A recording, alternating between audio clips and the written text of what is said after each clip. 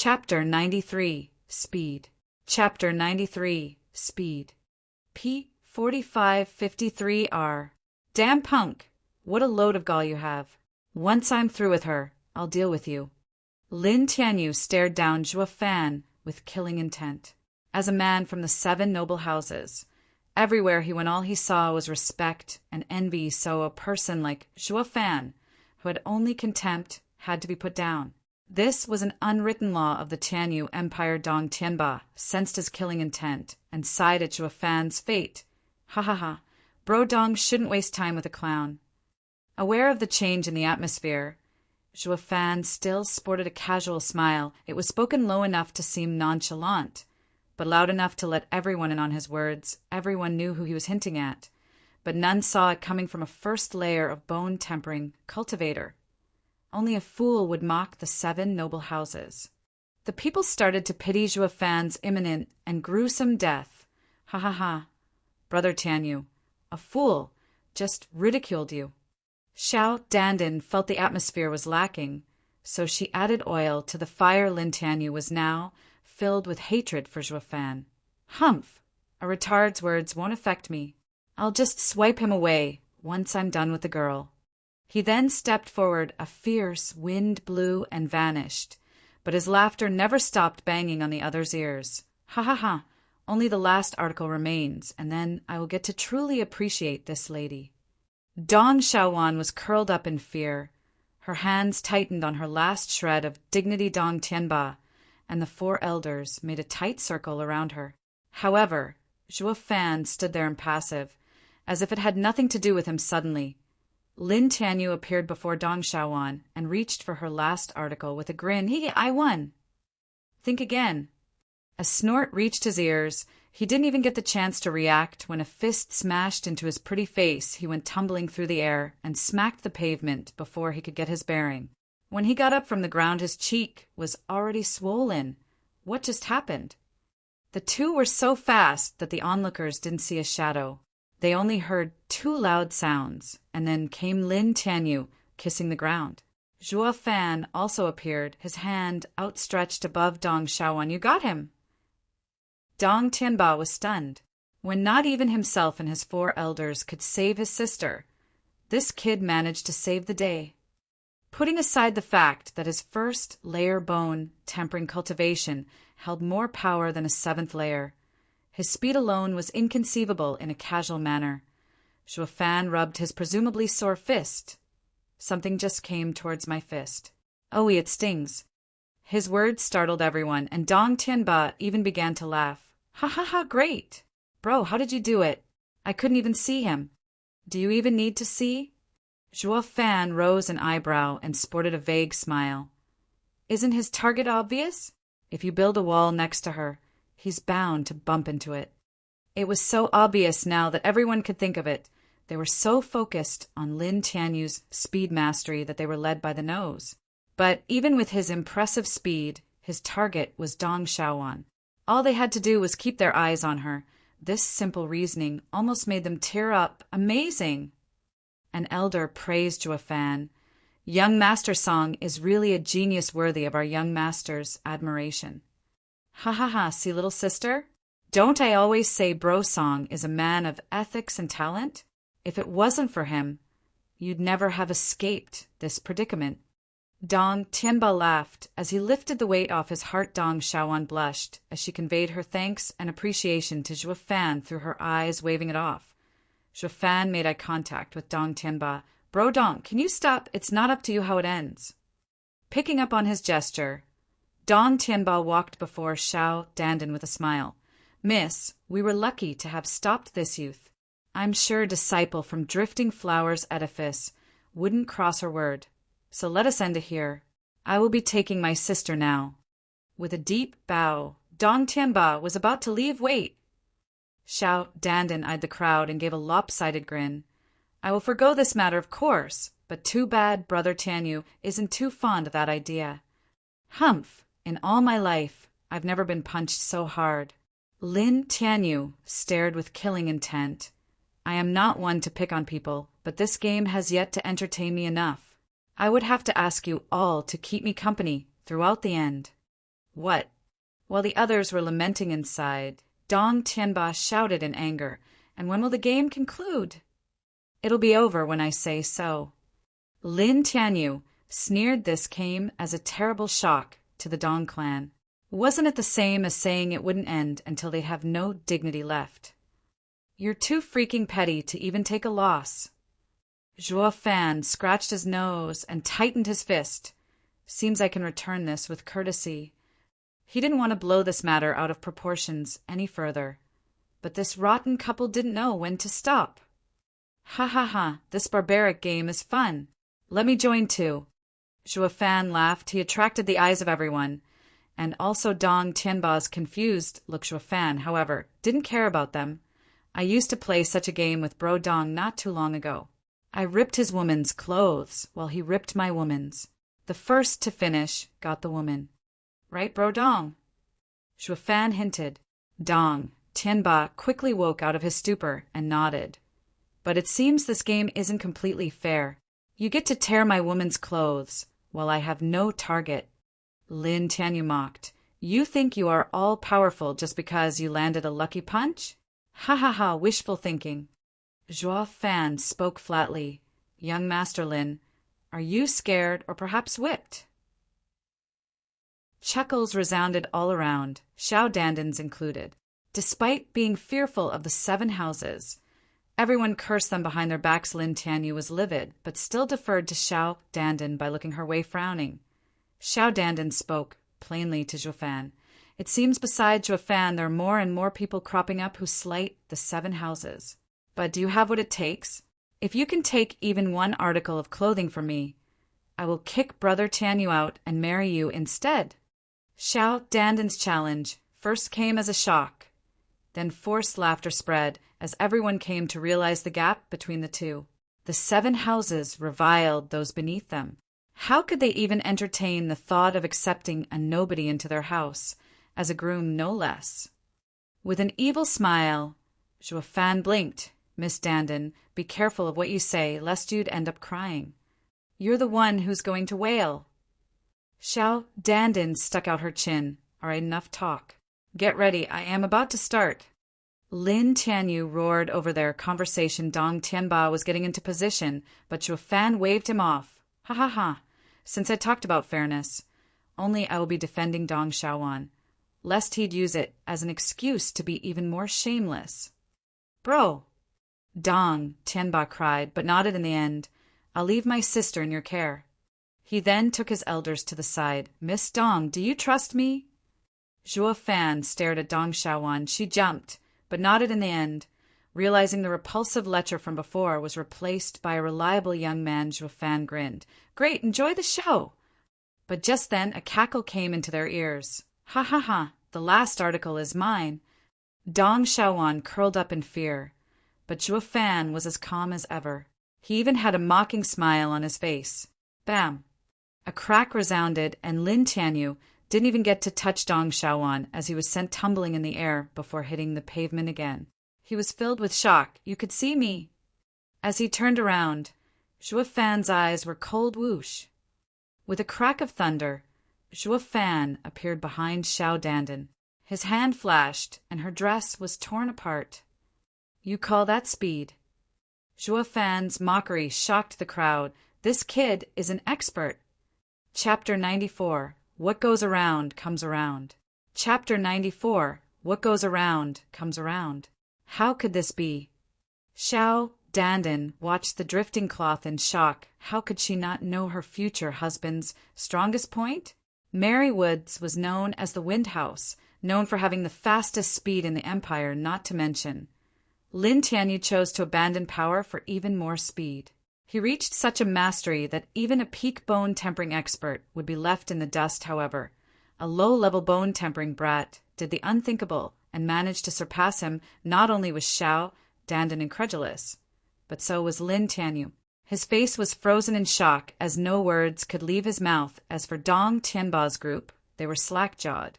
Particularly young Master Dong, who knew Songyu for ages. Never once had he displayed such outstanding features. Yet here he was, a third-rate clans member winning against a 7 houses disciple. Everyone became silent. with all eyes focused on the proud Juefan. Their words stuck in their throat, grinning evilly. Juefan sniffed and said with satisfaction oozing from his voice, "Miss Dandin, you truly are an amazing beauty, evident from this fragrance. I will never forget this soothing smell for as long as I live." Xiao Dandin stared at him with a red face. Lin Tianyu was turning green, his heart bleeding from hatred. "Bastard! You dare harass my wife in my presence? Do you take merry woods for nothing?" Taking a side glance at Lin Tianyu, Juefan grinned inside and flashed before Xiao Dandin. She then cried in panic. When Juefan hugged her, she tried to resist, but was a moot effort against Juefan's cultivation. "Damn brat, what do you think you're doing?" Lin Tianyu roared. Juefan watched the red-faced Xiao Dandin and raised an eyebrow in challenge. "Miss Dandin, I'm not as flimsy as that weak lord.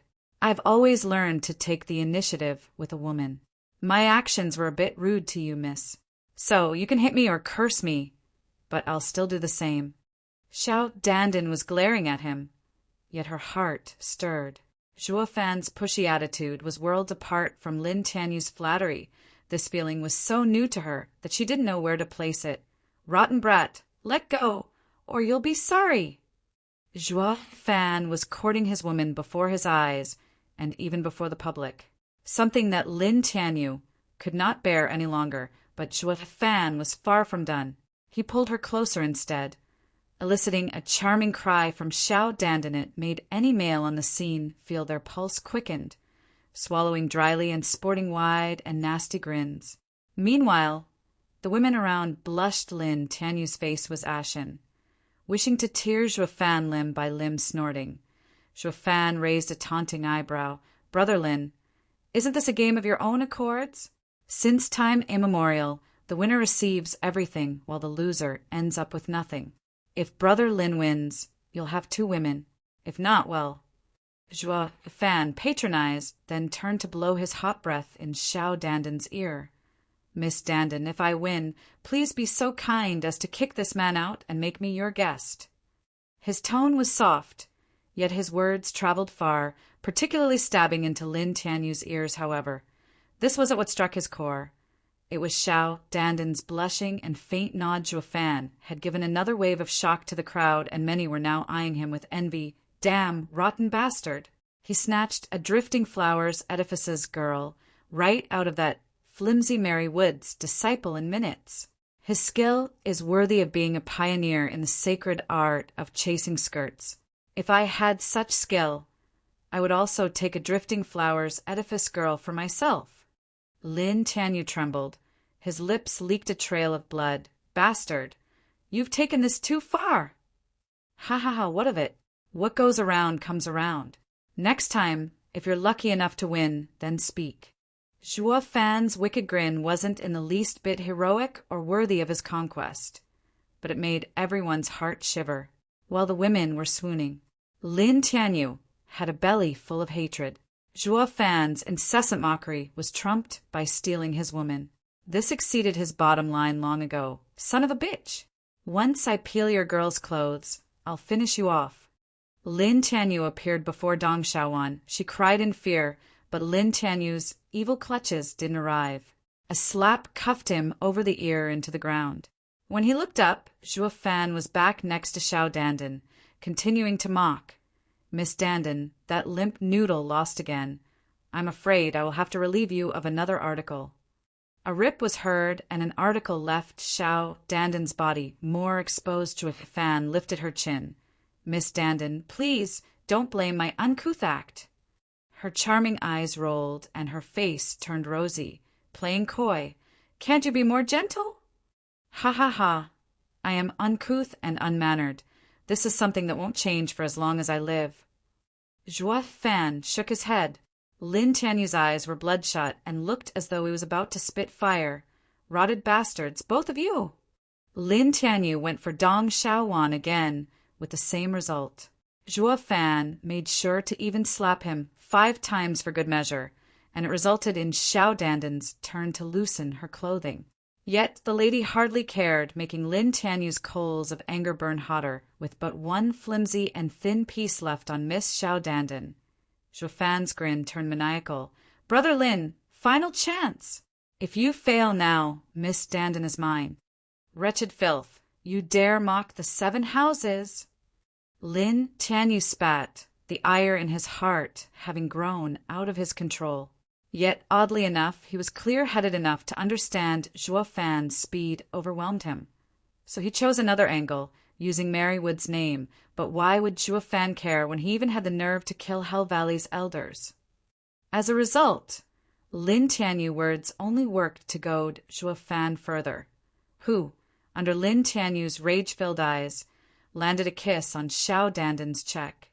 "Ha ha ha, I'm about to be Drifting Flowers Edifice's son-in-law. Why the hell would I be afraid of your goddamned Mary Woods? Isn't that right, my lady?" Xiao Dandan was so far gone, accepting anything he was throwing at her, that she nodded without remorse. It would seem Lin Tianyu had had enough and charged at the couple. He even went as far as cursing at his revered Xiao Dandan. "Bitch! You are both a bunch of dogs. I will send you both to hell." He made a hand sign, and a green gale gathered around his legs. The sharp whistling spoke of its deadly power as he kicked at them. He had foregone using his prized speed in favor of stealing victory by force, mid-spirit, ranked martial art, razor kick. Xiao Dandan cried in shock. "Lin Tianyu, the gall of you, to try to kill me right in Drifting Flowers Edifice's city. Humph, for a skank like you, I will do the world a favor by killing you both." Xiao Dandan was now afraid after noticing the killing intent in his eyes. She was only in qi condensation stage, while Zhuo Fan was in his first layer of bone tempering stage. It was not possible for him to take on such an attack, however. Zhuo Fan just mocked. "Brother Lin, is this your final struggle? Oh, how pathetic." Zhuo Fan's arm snaked around Xiao Dandan's waist, while his other acted as a shield bam. The green gale lashed at Zhuo Fan's arm, but the sounds coming out of it was that of screeching metal. The kick didn't even scratch his arm, though his sleeve did turn to shreds, revealing an all-glorious and perfectly chiseled arm. "This can't be." Lin Tianyu, seemingly crazy as he muttered, "Your body, cultivator? How can you be so fast?" With a mocking smile, Zhuo Fan simply replied, "Who told you that we can't also train in speed? Trading off power for such measly speed will only be done by a dumbass like you." Zhuo Fan's eyes evoked killing intent that turned Lin Tianyu into a shivering mess. He didn't get to react as Zhuo Fan kicked him on the head. Blood spurted, and Lin Tianyu felt sharp pain digging its way into him. He let out one final wail before his eyes lost their light and slumped on the ground. None of the people could believe their eyes. A simple kick finished a 7 noble houses disciple who had a 6-layer advantage over his opponent. The fight ended not in praise of power or speed, but rather mockery towards Mary Wood's Miss Dandan. "Did you see that? I don't discriminate. I am as uncouth and rude to men as well. If your fiancé lives, he still won't see reason. I hope you do not blame me for this." Zhuo Fan acted like his crime never happened and resumed flirting with the lady. Xiao Dandan watched him enamored and blinked in joy. "You've done perfectly. With you around, why would I need that trash for? Don't you worry, you'll soon join Drifting Flowers Edifice, and Mary Woods won't be able to lay a finger on you." "Ha ha ha. Thank you, Miss Dandan, for your care. Just that." Zhuo Fan eyed Xiao Dandan's last vestige of dignity. "According to the rules, for your fiancé to lose, I'd have to pry out the last article." With a coy and blushing face, Xiao Dandan wrapped her soft, lily-white hands around his neck. "Brother, I am soon to be yours. If you want my body, you'll have to wait till tonight. Or do you want the people to see everything?" "Ha ha ha." Zhuo Fan scratched his nose after looking at her delectable body. Then Zhuo Fan's eyes turned sharp and startled the flirting woman. "Humph, weren't you listening? What goes around comes around. This goes for you too." Zhuo Fan reached for her last piece, and Xiao Dandan was filled with fear would she have any face left to walk into Drifting Flowers Edifice if she went naked in the middle of the city. Suddenly a loud shout came. "Stop! and 2 blue silk ribbons drifted over Zhuo Fan's hand, froze in shock. A profound heaven expert! Chapter 95, Bewitching Whispers. Chapter 95, Bewitching Whispers. P. 4553R. 2 blue silk ribbons shot towards Zhuo Fan. He thought of dodging, but he dismissed that idea despite not unfolding his wings. His speed was beyond the bone-tempering stage, thus allowing him to one-up Lin Tianyu. This was a shock to everyone, but not unlikely to happen in the case where his speed was to match a profound heaven expert's that would label him a monster. Across the vast world, he might be the sole person with such a deviant degree of body refining it was tantamount to telling everyone who he was. I'll have to gamble. One ribbon tightened around him and made any movement impossible. There, he reminded himself, I just need to showcase how strong I am, but within limits. Unlike that known deviant, Zhuo Fan, who could kill a profound heaven expert. The other wrapped Xiao Dandan in a protective embrace. What followed next was the arrival of the owner of the ribbons.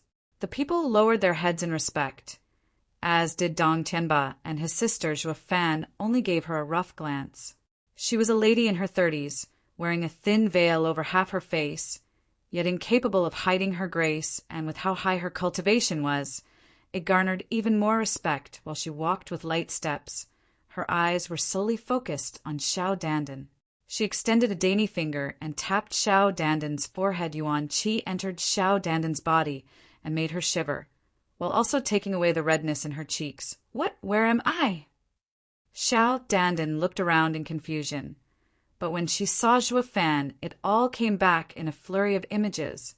She cried in shock, and her face went beet red. How could I have done that? Silly child, you can't even tell when you were tricked. The woman in blue shook her head. Then her eyes snapped to Zhuo Fan. Little brother, if you are intent on chasing after drifting flowers, edifice's girl, you can chase them using your skills. But don't you think using bewitching whispers is demeaning and vile? Zhuo Fan praised her in his heart. She's quite perceptive.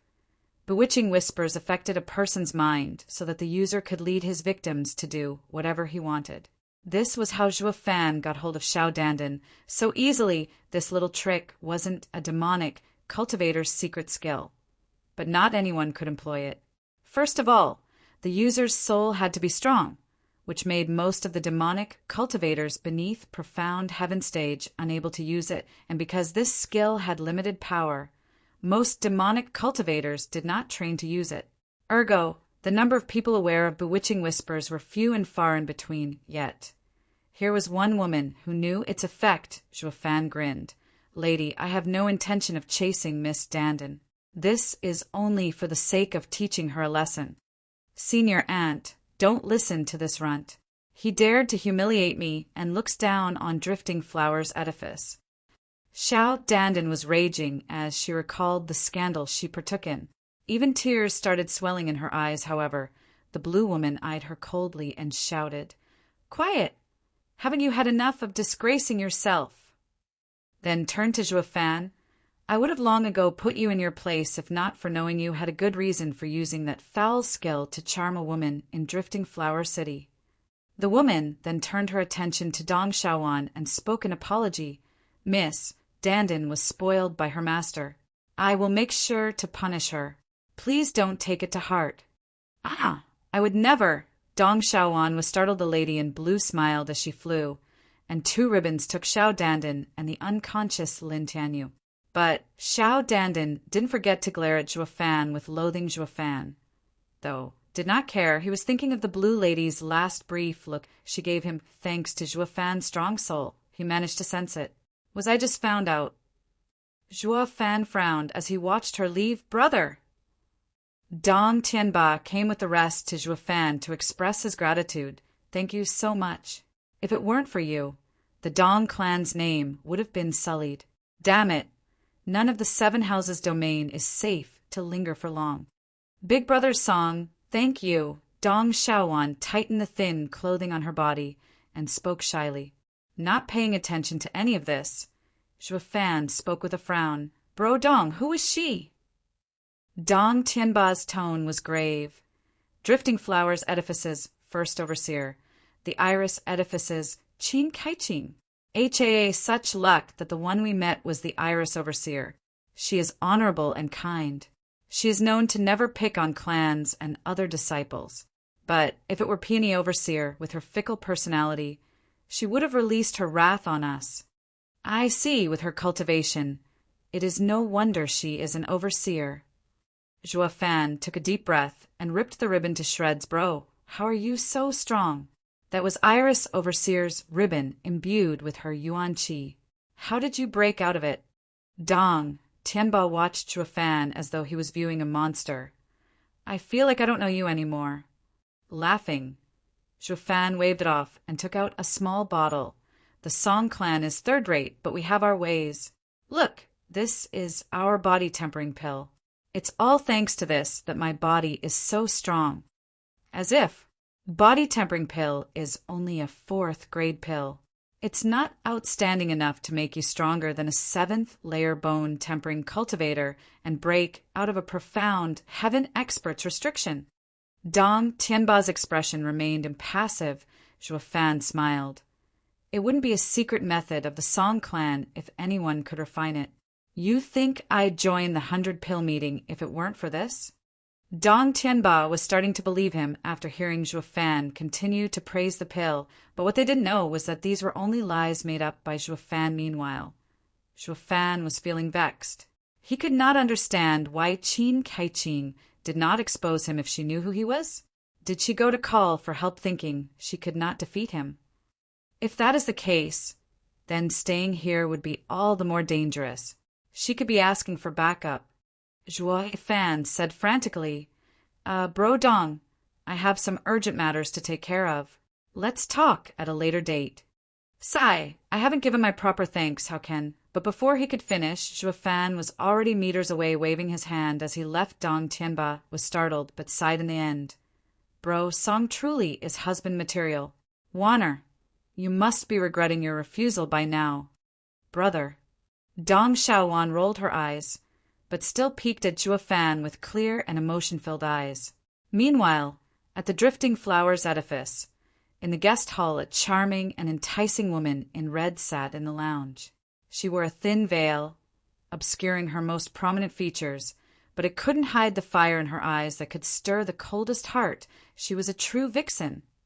On her left was a middle-aged man with even whiter hands than hers. He was stroking his goatee, but his eyes rested on her every curve. The woman in red rolled her eyes and smiled. Elder Lin, do I have something on me? Cough. Peony Overseer must be joking. The old man faked his cough and showed an embarrassed smile. I can't help but wonder, why isn't the exalted edifice Lord present, and it is the Peony Overseer who is welcoming me instead? He is Elder Lin, not satisfied with me. The lady fluttered her eyes at him. Her gesture almost stole the elder's soul away, finding it difficult to reply. Peony Overseer is very considerate and kind, and ha. Humph! I came here to join the 100-pill meeting, not to see you two flirt. An angry snort came from Peony Overseer's right, a red-haired elderly. Since the meeting hasn't started, I'll be leaving. I have important things to take care of. Hell Valley's 5th elder, why are you so vexed?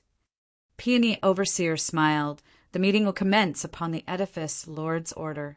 The great houses have yet to gather, so it is only natural for it to take a while longer. Peony Overseer, don't listen to this old goat grumble.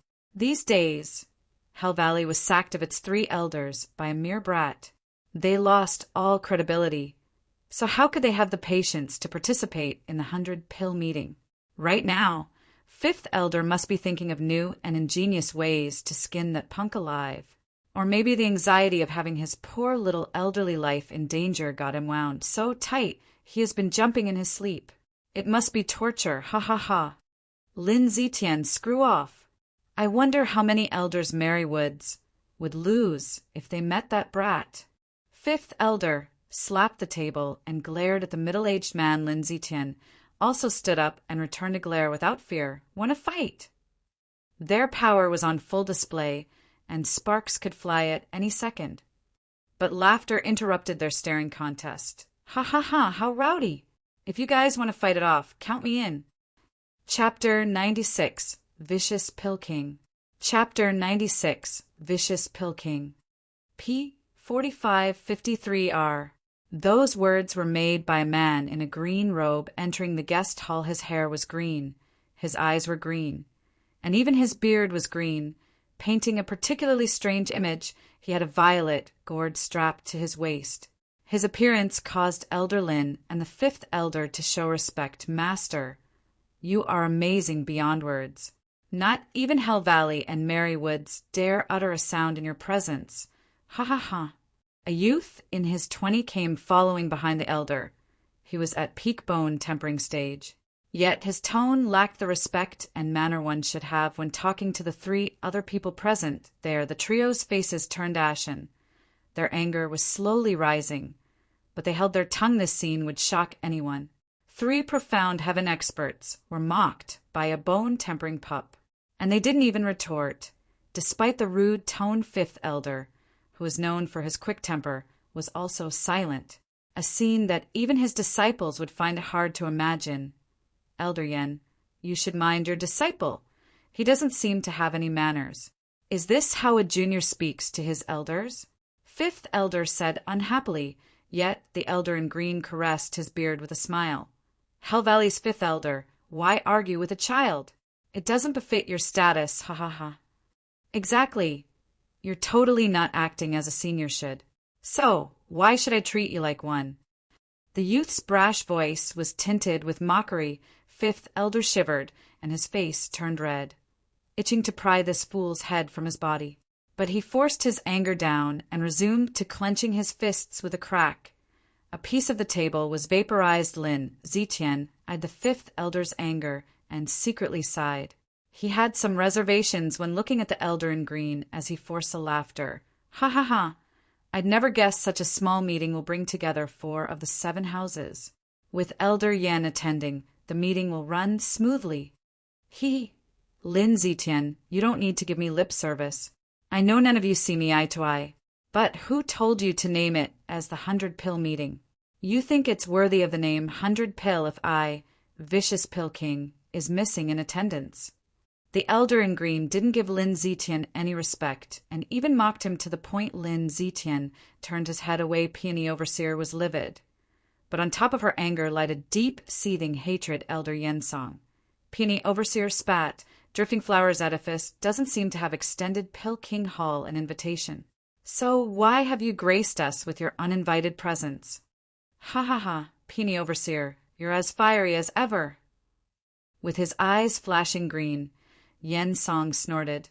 In the Tianyu Empire, I can go wherever I want with no one daring to oppose me. Now that I'm here in your Drifting Flower City, are you going to kick me out? You. She was poised to attack, but Lin Zitian stopped her. Peony Overseer, calm yourself.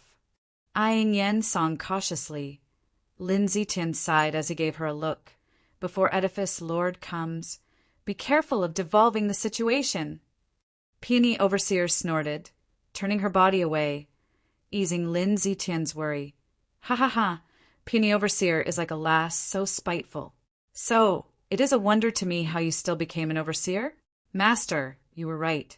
A bunch of broads can never accomplish anything. Drifting Flowers Edifice is the worst of the 7 houses by far. The youth ridiculed. The eyes of the 3 turned sharply. Vicious Pill King is too arrogant, and his disciple belittles anyone he sees. Their friendly conversation was interrupted when a sound came from outside the door.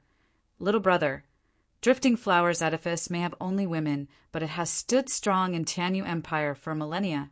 It has its own principles. It is not something anyone can criticize. A beauty in blue floated in, the Iris Overseer, Qin Kai-Qing. Senior sister, you're back. Peony Overseer cried, regaining her confidence. Where did you go? We have someone barging uninvited, and I am powerless to stop them. Peony Overseer's eyes snapped to Yen Song, but Qin Kai-Qing simply smiled.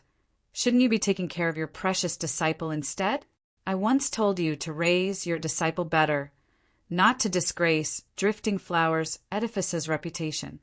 Who did she offend?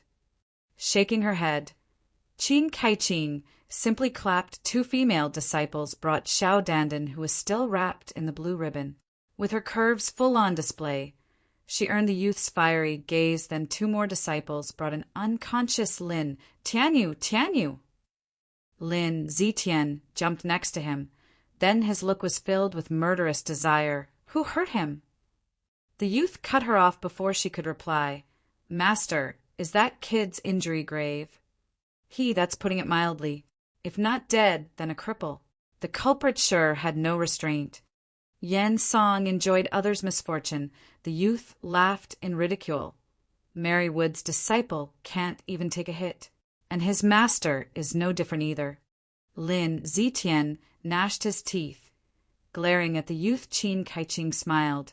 Little brother is wrong.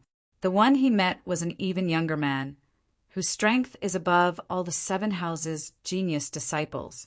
Little brother is Elder Yan's disciple, but even you will meet the same fate. The youth frowned, filled with rebuke. Qin Kaiqing secretly smiled. Senior sister, why didn't you bring him? Is he stronger than you? Peony Overseer jerked, shaking her head. Qin Kaiqing said, perhaps not, but you know how I am, staying outside others' affairs.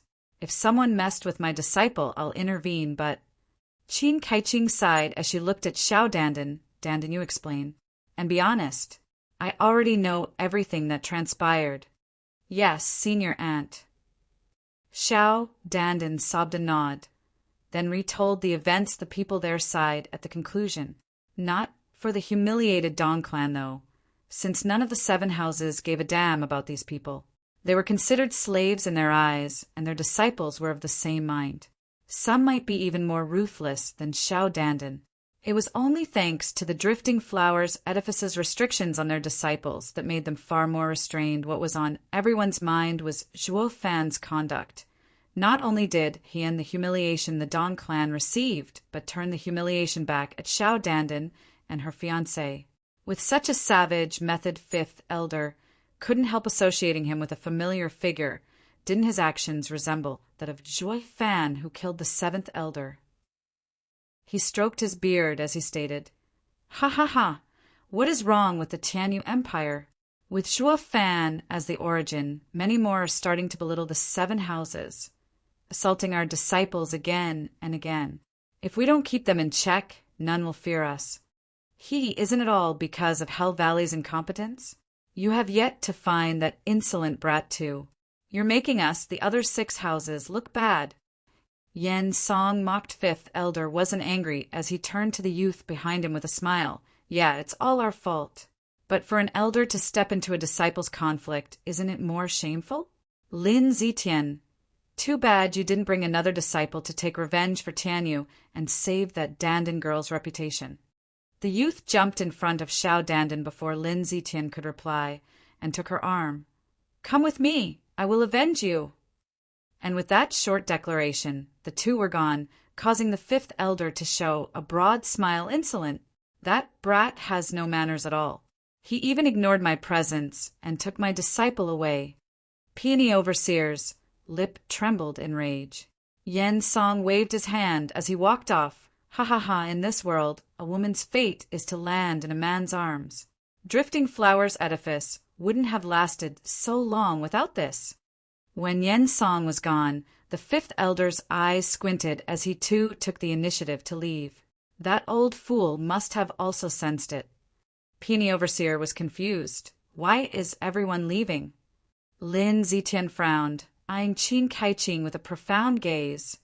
Iris Overseer, are you certain that Troublemaker isn't that demon Zhuo Fan? What, he's Zhuo Fan? Peony Overseer jerked. Qin Kaiqing's eyes showed a peculiar light. I am unclear.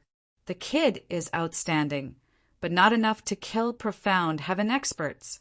Maybe he is faking it. Lin Zitian then laughed. I see now why even Vicious Pill King is impatient to watch the fight. If he really is Zhuo Fan, his disciple is as good as dead. At that time, Yen Song will make a move. However, His lips traced a cryptic curve. Qin Kaiqing finished. It is unclear if Zhuo Fan can kill a man viler than even you, Kiki. After all, he is called the Vicious Pill King for a reason. Lin Zetian nodded with a mutter. I just hope he is Zhuo Fan. Chapter 97, Scourge Woman. Chapter 97, Scourge Woman. Under the faint rays of dusk, Zhuo Fan was venturing alone through the city. He seemed to be at ease, but his mind was hard at work. He was spreading his soul to his surroundings for detection purposes, yet, after such a long time, no expert appeared in sight. Maybe I'm reading too much into this. Maybe my cover isn't blown. Zhuo Fan whispered. As he strolled around, he ended up around a street with run-down buildings. This place housed people like Zhuo Fan, those from third-rate clans. Hey, this is my area. Take your things out of here. Cut the crap, I came first. What's yours? Get lost. Kid, you dare talk back to this young master? Do you know who I am? Humph, why would anyone care? If you think you're so great, then how did you end up here? These events played out everywhere, the third-rate clans claiming a new dwelling as theirs. This was a place where the weak were despised. Yet, ironically, even these weaklings who were discarded in this dump fought among each other.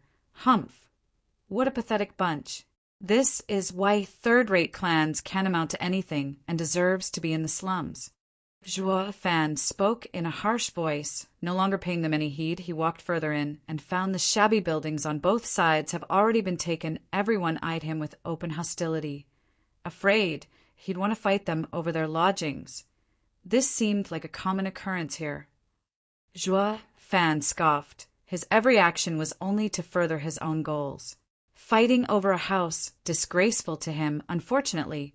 He found no place vacant as he wandered around. Do I need to fight for a bed? It is much better to take the sky as my roof. Zhuo Fan suddenly halted. His eyes watched the house before him with skepticism. Then he looked at the people around oddly at the end of this row of shabby houses. There was one building that looked to be in better shape, yet no one lived in it with how rowdy the crowd was before. Now, there was no sign of anyone around frowning. He turned to the people fighting in doubt. Why are you foolishly fighting? Can't you see that empty house? Humph, you're the fool. If you want to die, go right ahead. Someone was quick to snap in derision. Zhuo Fan was baffled. But one man was kind enough to advise, Brother, you can stay at my house if you'd like. I will make room for you. But you mustn't step foot in that one. Why? Sighing, the man explained. You are new here, so you don't know. The owner is a scourge woman, her body riddled with disease. Many have disregarded this warning and chose to live there, even though they stayed far away from her. In the back of the house, they all died 3 days later. Yeah, not even beggars would stay there. And because of lack of space in the drifting flower city as the 100-pill meeting approaches, we were sent to this dump. God damn, isn't Drifting Flowers Edifice the ruler here? Why don't they just take out this scourged woman once and for all? Zhuo Fan snorted inside if that woman was disease-ridden. He had to see it firsthand for himself. You all are standing outside yapping on and on. None of you dare to take action and still want to send someone else in to kill her. It was obvious who were the true scourges, ignoring the senseless chatter. Zhuo Fan was walking straight to it under everyone's gaze. Brother, do you have a death wish? My life is boundless. Zhuo Fan waved him off, whether plagued or poisoned. While other people heated in anxiety, he was worryless. Demon transformation, art could absorb anything in this world, even this disease. The closer he got to this plagued district, the colder it became. This made Zhuo Fan frown. He found no plague here, but abnormal changes that could only come about from an array. Who's there? Zhuo Fan followed the shout to see a girl before a broken-down house in rough linen staring at him. The girl may be dressed in coarse linen, hiding her form and face, but her pure eyes caught Zhuo Fan off guard. He swore he never saw such mesmerizing eyes in his life. What beautiful eyes! Zhuo Fan admired the girl's cheeks turned a tint rosier. Her eyes lowered a bit, but still had the same coldness. Who are you? Who told you you can come in? I am Nitrain City Songyu, arriving here for the 100 pill meeting. Because of my third-rate clan status, I can only stay here. Zhuo Fan cupped his hands, smiling like a gentleman. The girl frowned, her tone harsh. Then stay in another house? Aren't you afraid of death by coming here? I believe death is unimportant. I saw how selfish and despicable the people here are acting and couldn't recognize such men as my neighbors. I would rather choose death in this peaceful place. Stop lying. Think I believe your sophistry? She huffed helpless. Zhuo Fan made a heartbroken face. Lady, I'll be honest. All the people before are stronger than me, and I can't beat them. If you throw me out, I will die at their hands. To such a sound argument, the lady nodded, believing it somewhat. But Zhuo Fan switched tones way too fast, which caught her off guard and caused her to be suspicious. Her tone grew colder as she asked, You're afraid of being beaten to death, but not afraid of me? Do you know who I am? I do, of course I do. Zhuo Fan bobbed his head. I heard them say, there is a scourge woman here. That must mean you. But I would rather get diseased than die beaten.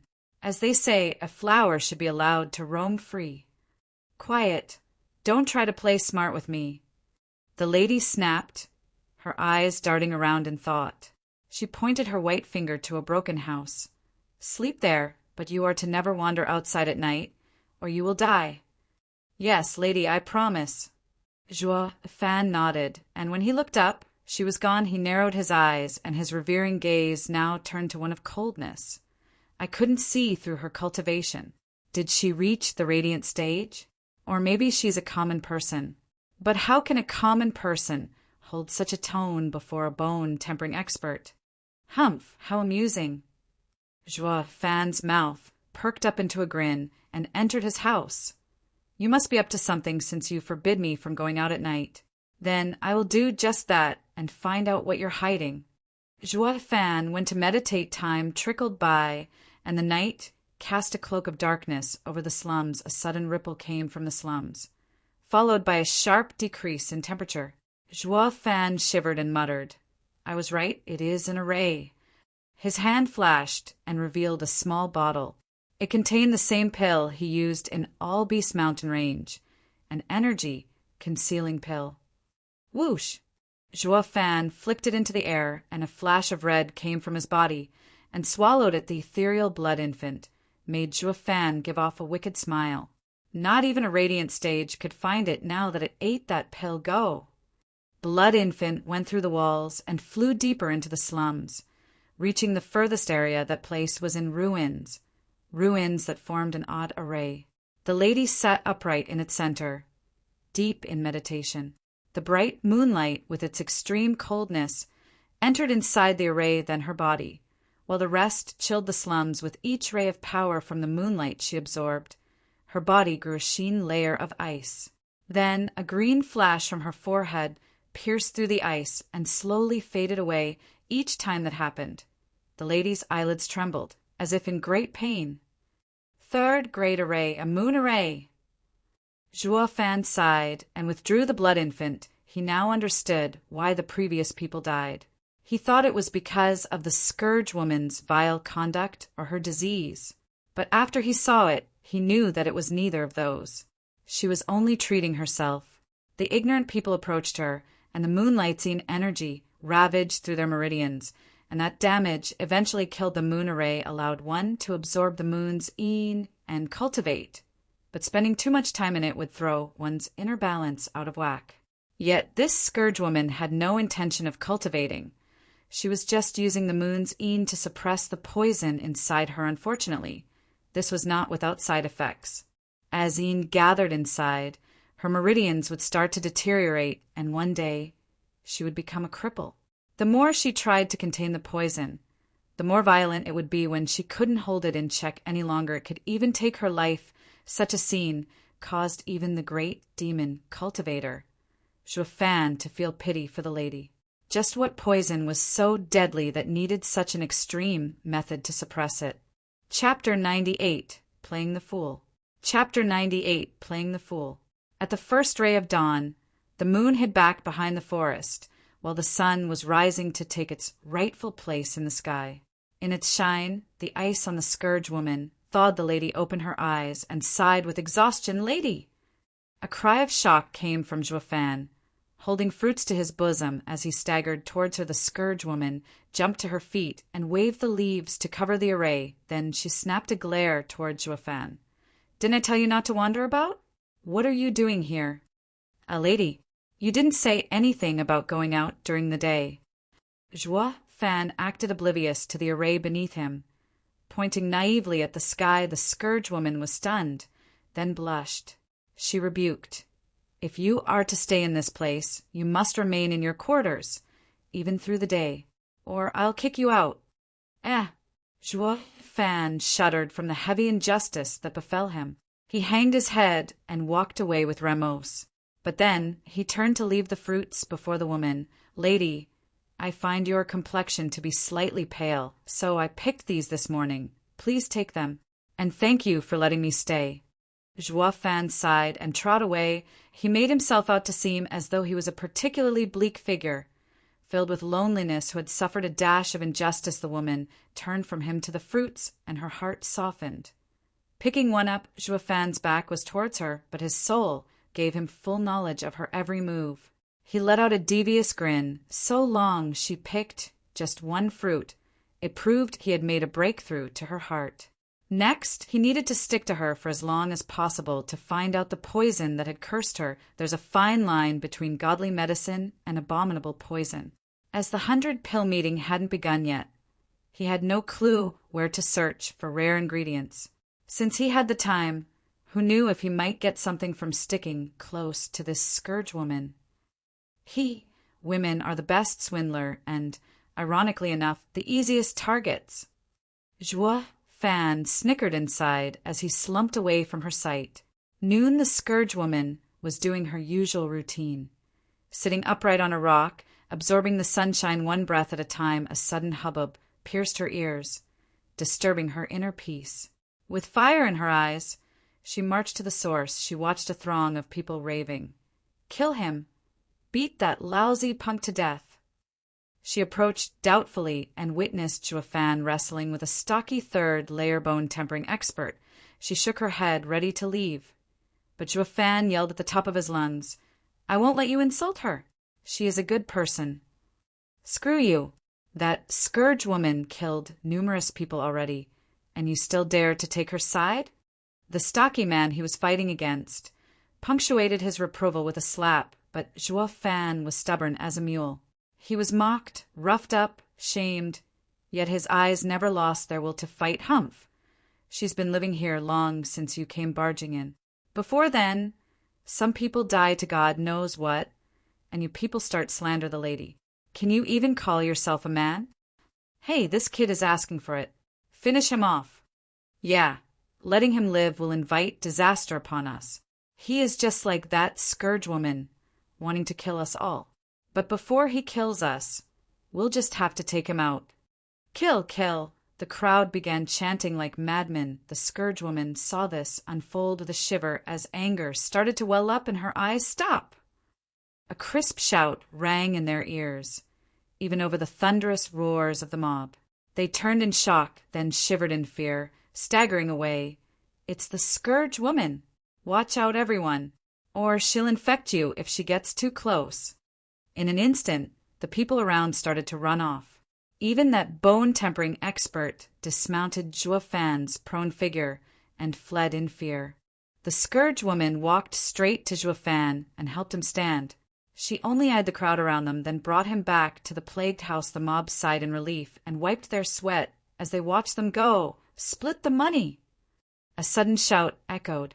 The people gathered around again, and at the center was a pile of glittering spirit stones. The dazzling show of light struck the core of everyone. Damn, this must be more than 10,000. Wasn't that kid from a third-rate clan? How did he get so rich? Hey, stop poking your nose in others' business. Who cares if he wants you to beat him up as long as you get paid? This must be around 50,000 spirit stones. That young master said each can take 1,000, not a stone more. I got it.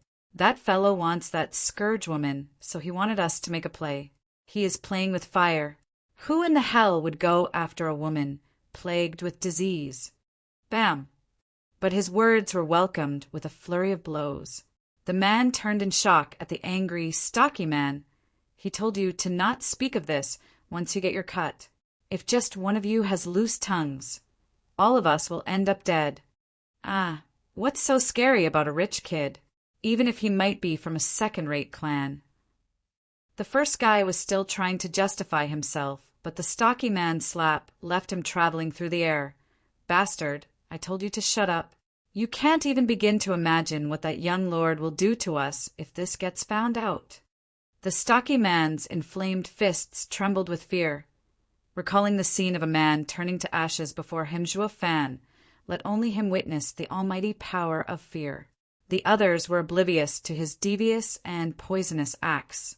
Nonetheless, since this stocky man was the strongest among them, if he was scared, he would share the fear and keep his words in mind in a flash. They clamped their mouths and left after taking their share of spirit stones. On the other side, the scourge woman took Zhuo Fan to the broken-down house. A small bottle appeared in her hand after seeing his bruised-up and bleeding body. She ordered in a rather cold voice, "Eat it!" Zhuo Fan knew it was a healing pill, but he turned his head away. How could those useless bone-tempering men even dent his perfect fifth-grade demonic treasure body? His wounds were self-inflicted to stir pity in the scourge woman's heart, and if he just ate the pill, the woman would just take off. So he put up a tough front, like a spoiled brat. The woman, however, was perplexed. What? Scared there's poison? I am not afraid of staying with you. Do you think I'm afraid of you poisoning a pill? Zhuo Fan huffed. Didn't you tell me to get lost? Why did you save me then? The scourge woman eyed him deeply. Then, why did you still try to defend me before those people? Weren't you afraid of being beaten to death? If I had arrived just 1 second later, you'd have died. Zhuo Fan laughed and sighed. He knew that after a full night spent on absorbing the moon's yin, the following day would be used on absorbing the sun's yang to warm her meridians. If not, even the strongest of experts could not withstand the corrosive yin energy raining havoc through their body when he did his rounds around the area. He knew the spot she picked for absorbing yang. It was all a matter of staging a good show with his fellow neighbors. Not even mild-tempered people could keep away from the ruckus once their meditation was interrupted in layman's terms. It all went according to Zhuo Fan's foolproof plan to breach the scourge woman's psychological barriers and accept him with all her heart. Zhuo Fan turned his head and stared right in her eyes until her own eyes faltered away. He spoke with emotion. My mother said, "Eyes are a window to one's soul." There's no way a person with such beautiful eyes possess an evil heart. And you also let me stay. You definitely have a good heart. If those people slander you for murder, how could I stand by and not defend your name?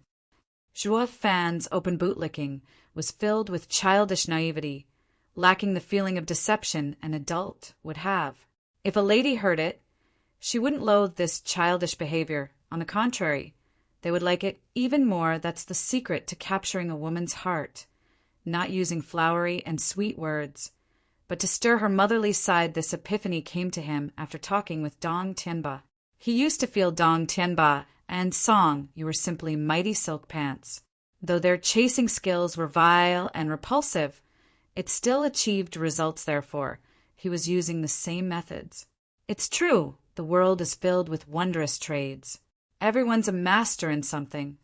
The effect was obvious. The scourge woman's cheeks tinted red and snapped, silver-tongued. But the eyes, though, now showed acceptance. Thanks, Brother Dong. Thank you for teaching me the way of chasing. Zhuo Fan secretly sighed, but his face was still etched with that childlike innocence as he laughed. Sister, I know you for so long, yet I haven't caught your name. How is that long? We only saw each other 3 times. Rolling her eyes, the scourge woman mumbled, You call me Sister Choo-Choo.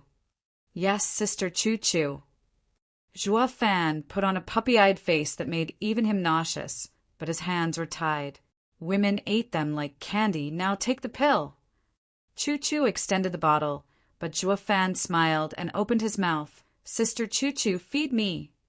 Sighing, Choo-Choo shook her head helpless, glared, but she still extended him a pill with her dainty hand. Zhuo Fan saw her hand approaching and grabbed her wrist suddenly, pouring in his yuan qi. Chapter 99. Amazing Alchemy Skill. Chapter 99. Amazing Alchemy Skill. His yuan qi didn't travel far as a sudden chill, caused by the yin power, broke his contact, and a thin layer of ice crystals formed on his hand. Zhuo Fan was in shock. This didn't come as a result of the terrible chill, since it belonged to the yin power of the moon. What startled him, so was the poison the Scourge Woman was housing in her body. There were 7 types of poison twisted inside, and each one of them was enough to leave a person dead as a doornail.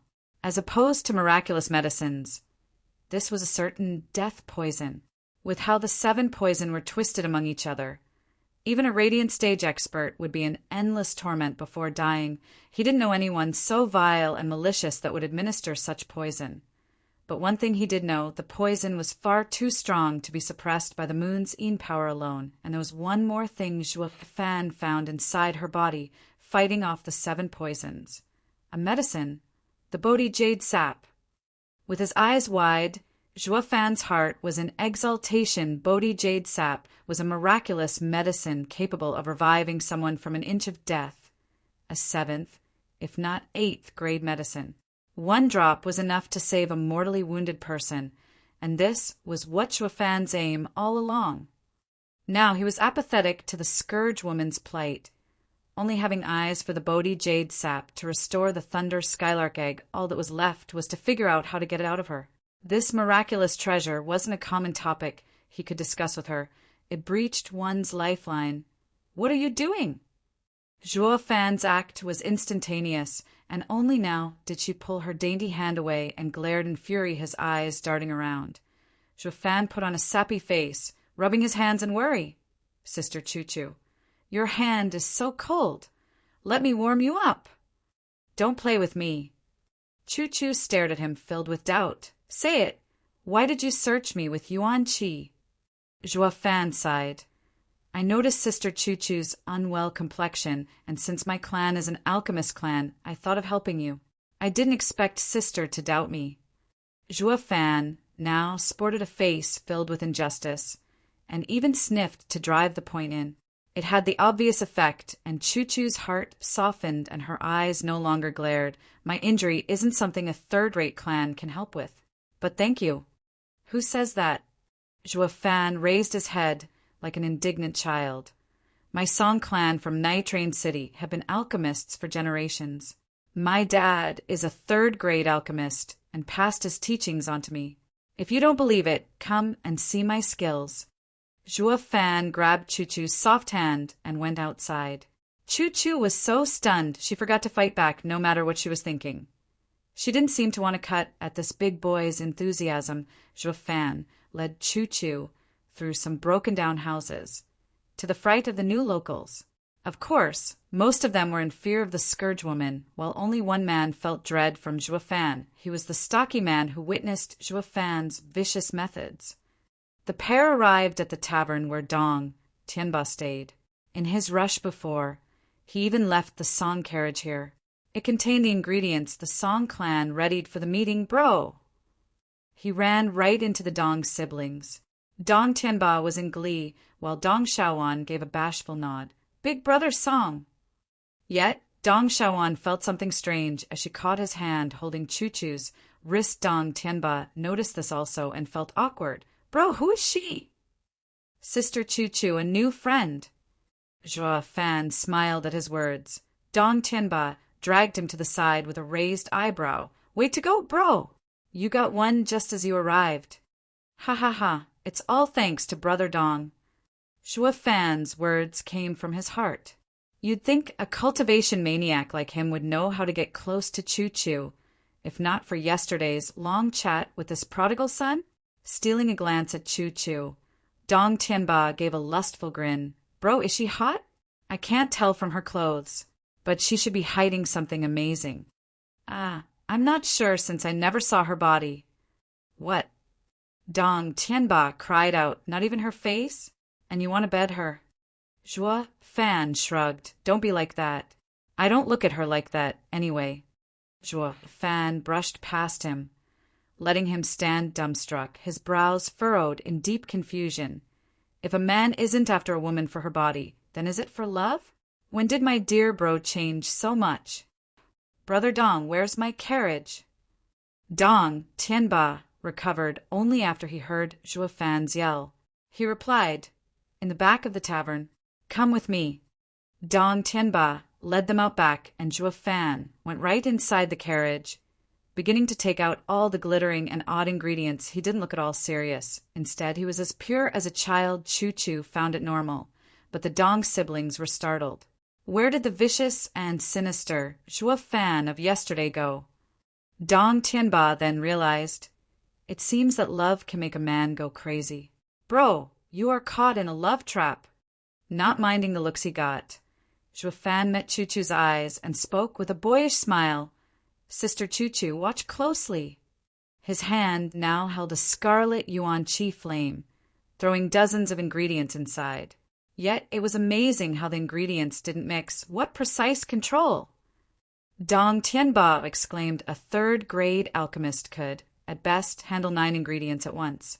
But Zhuo Fan made light work of dozens. His skill went beyond the 4th grade. Perhaps even 5th, 4th grade alchemists were seen only in second-rate clans, 5th grade in first-rate clans. As for those above, there were talents raised in the 7 houses. Dong Tianba just couldn't believe it. When he met Song Yu again in this city, he discovered that not only did his power soared, but even his alchemy ability jumped. If he had 1 iota of skill he shows today at the start, the clan head wouldn't have refused him. Dong Xiaowan was watching him with an even more amazed expression. Choo-Choo nodded faintly, her eyes evoking praise. His skill at his age made Zhuo Fan a diamond in the rough. But Zhuo Fan wasn't going for just praise, he wanted shock. Only shock was enough to assure Choo-Choo of his alchemy ability and let him have the Bodhi Jade sap. Then Zhuo Fan's eyes narrowed and gripped the scarlet flame containing the ingredients, putting it out. Only a weak trail of smoke was left behind. What are you doing? Dong Tianba cried. I thought this guy improved, but why does he suddenly lack common sense? If you forge all the ingredients together and put out the flame, you'll ruin them. Choo-Choo shook her head with a light smile. He is still a child. How can you refine with an unsteady heart? Then, among the pitying gazes, Zhuo Fan smirked mysteriously. As an alchemist, how can I not know when my pill is ruined? I don't need you to remind me. With a smug smile, Zhuo Fan opened his hand, a piercing red light flashed, and left behind a round red and glossy pill. How is this possible? Dong Tianba was beyond shocked, not daring to even believe this was real. It went against all alchemical common sense from the gloss and the fragrance. It denoted it as a 2nd-grade pill, but of top quality.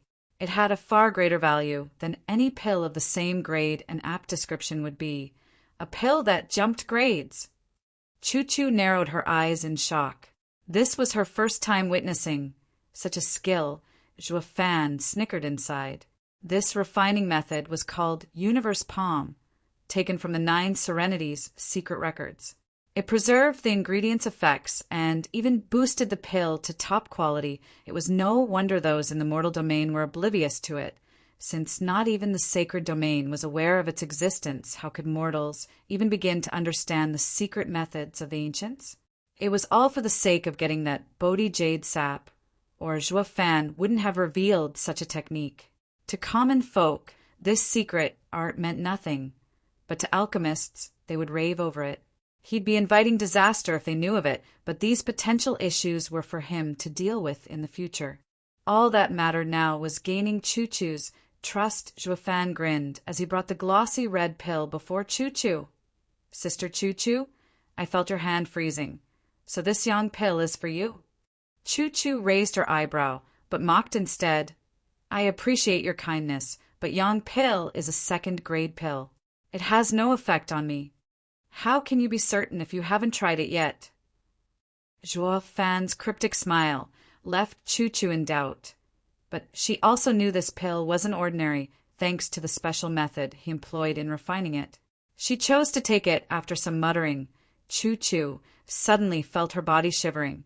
Her eyes filled with shock. She had an expression that no one could decipher. Chapter 100, Rainbow Cloud Palm. Chapter 100, Rainbow Cloud Palm. How is this possible?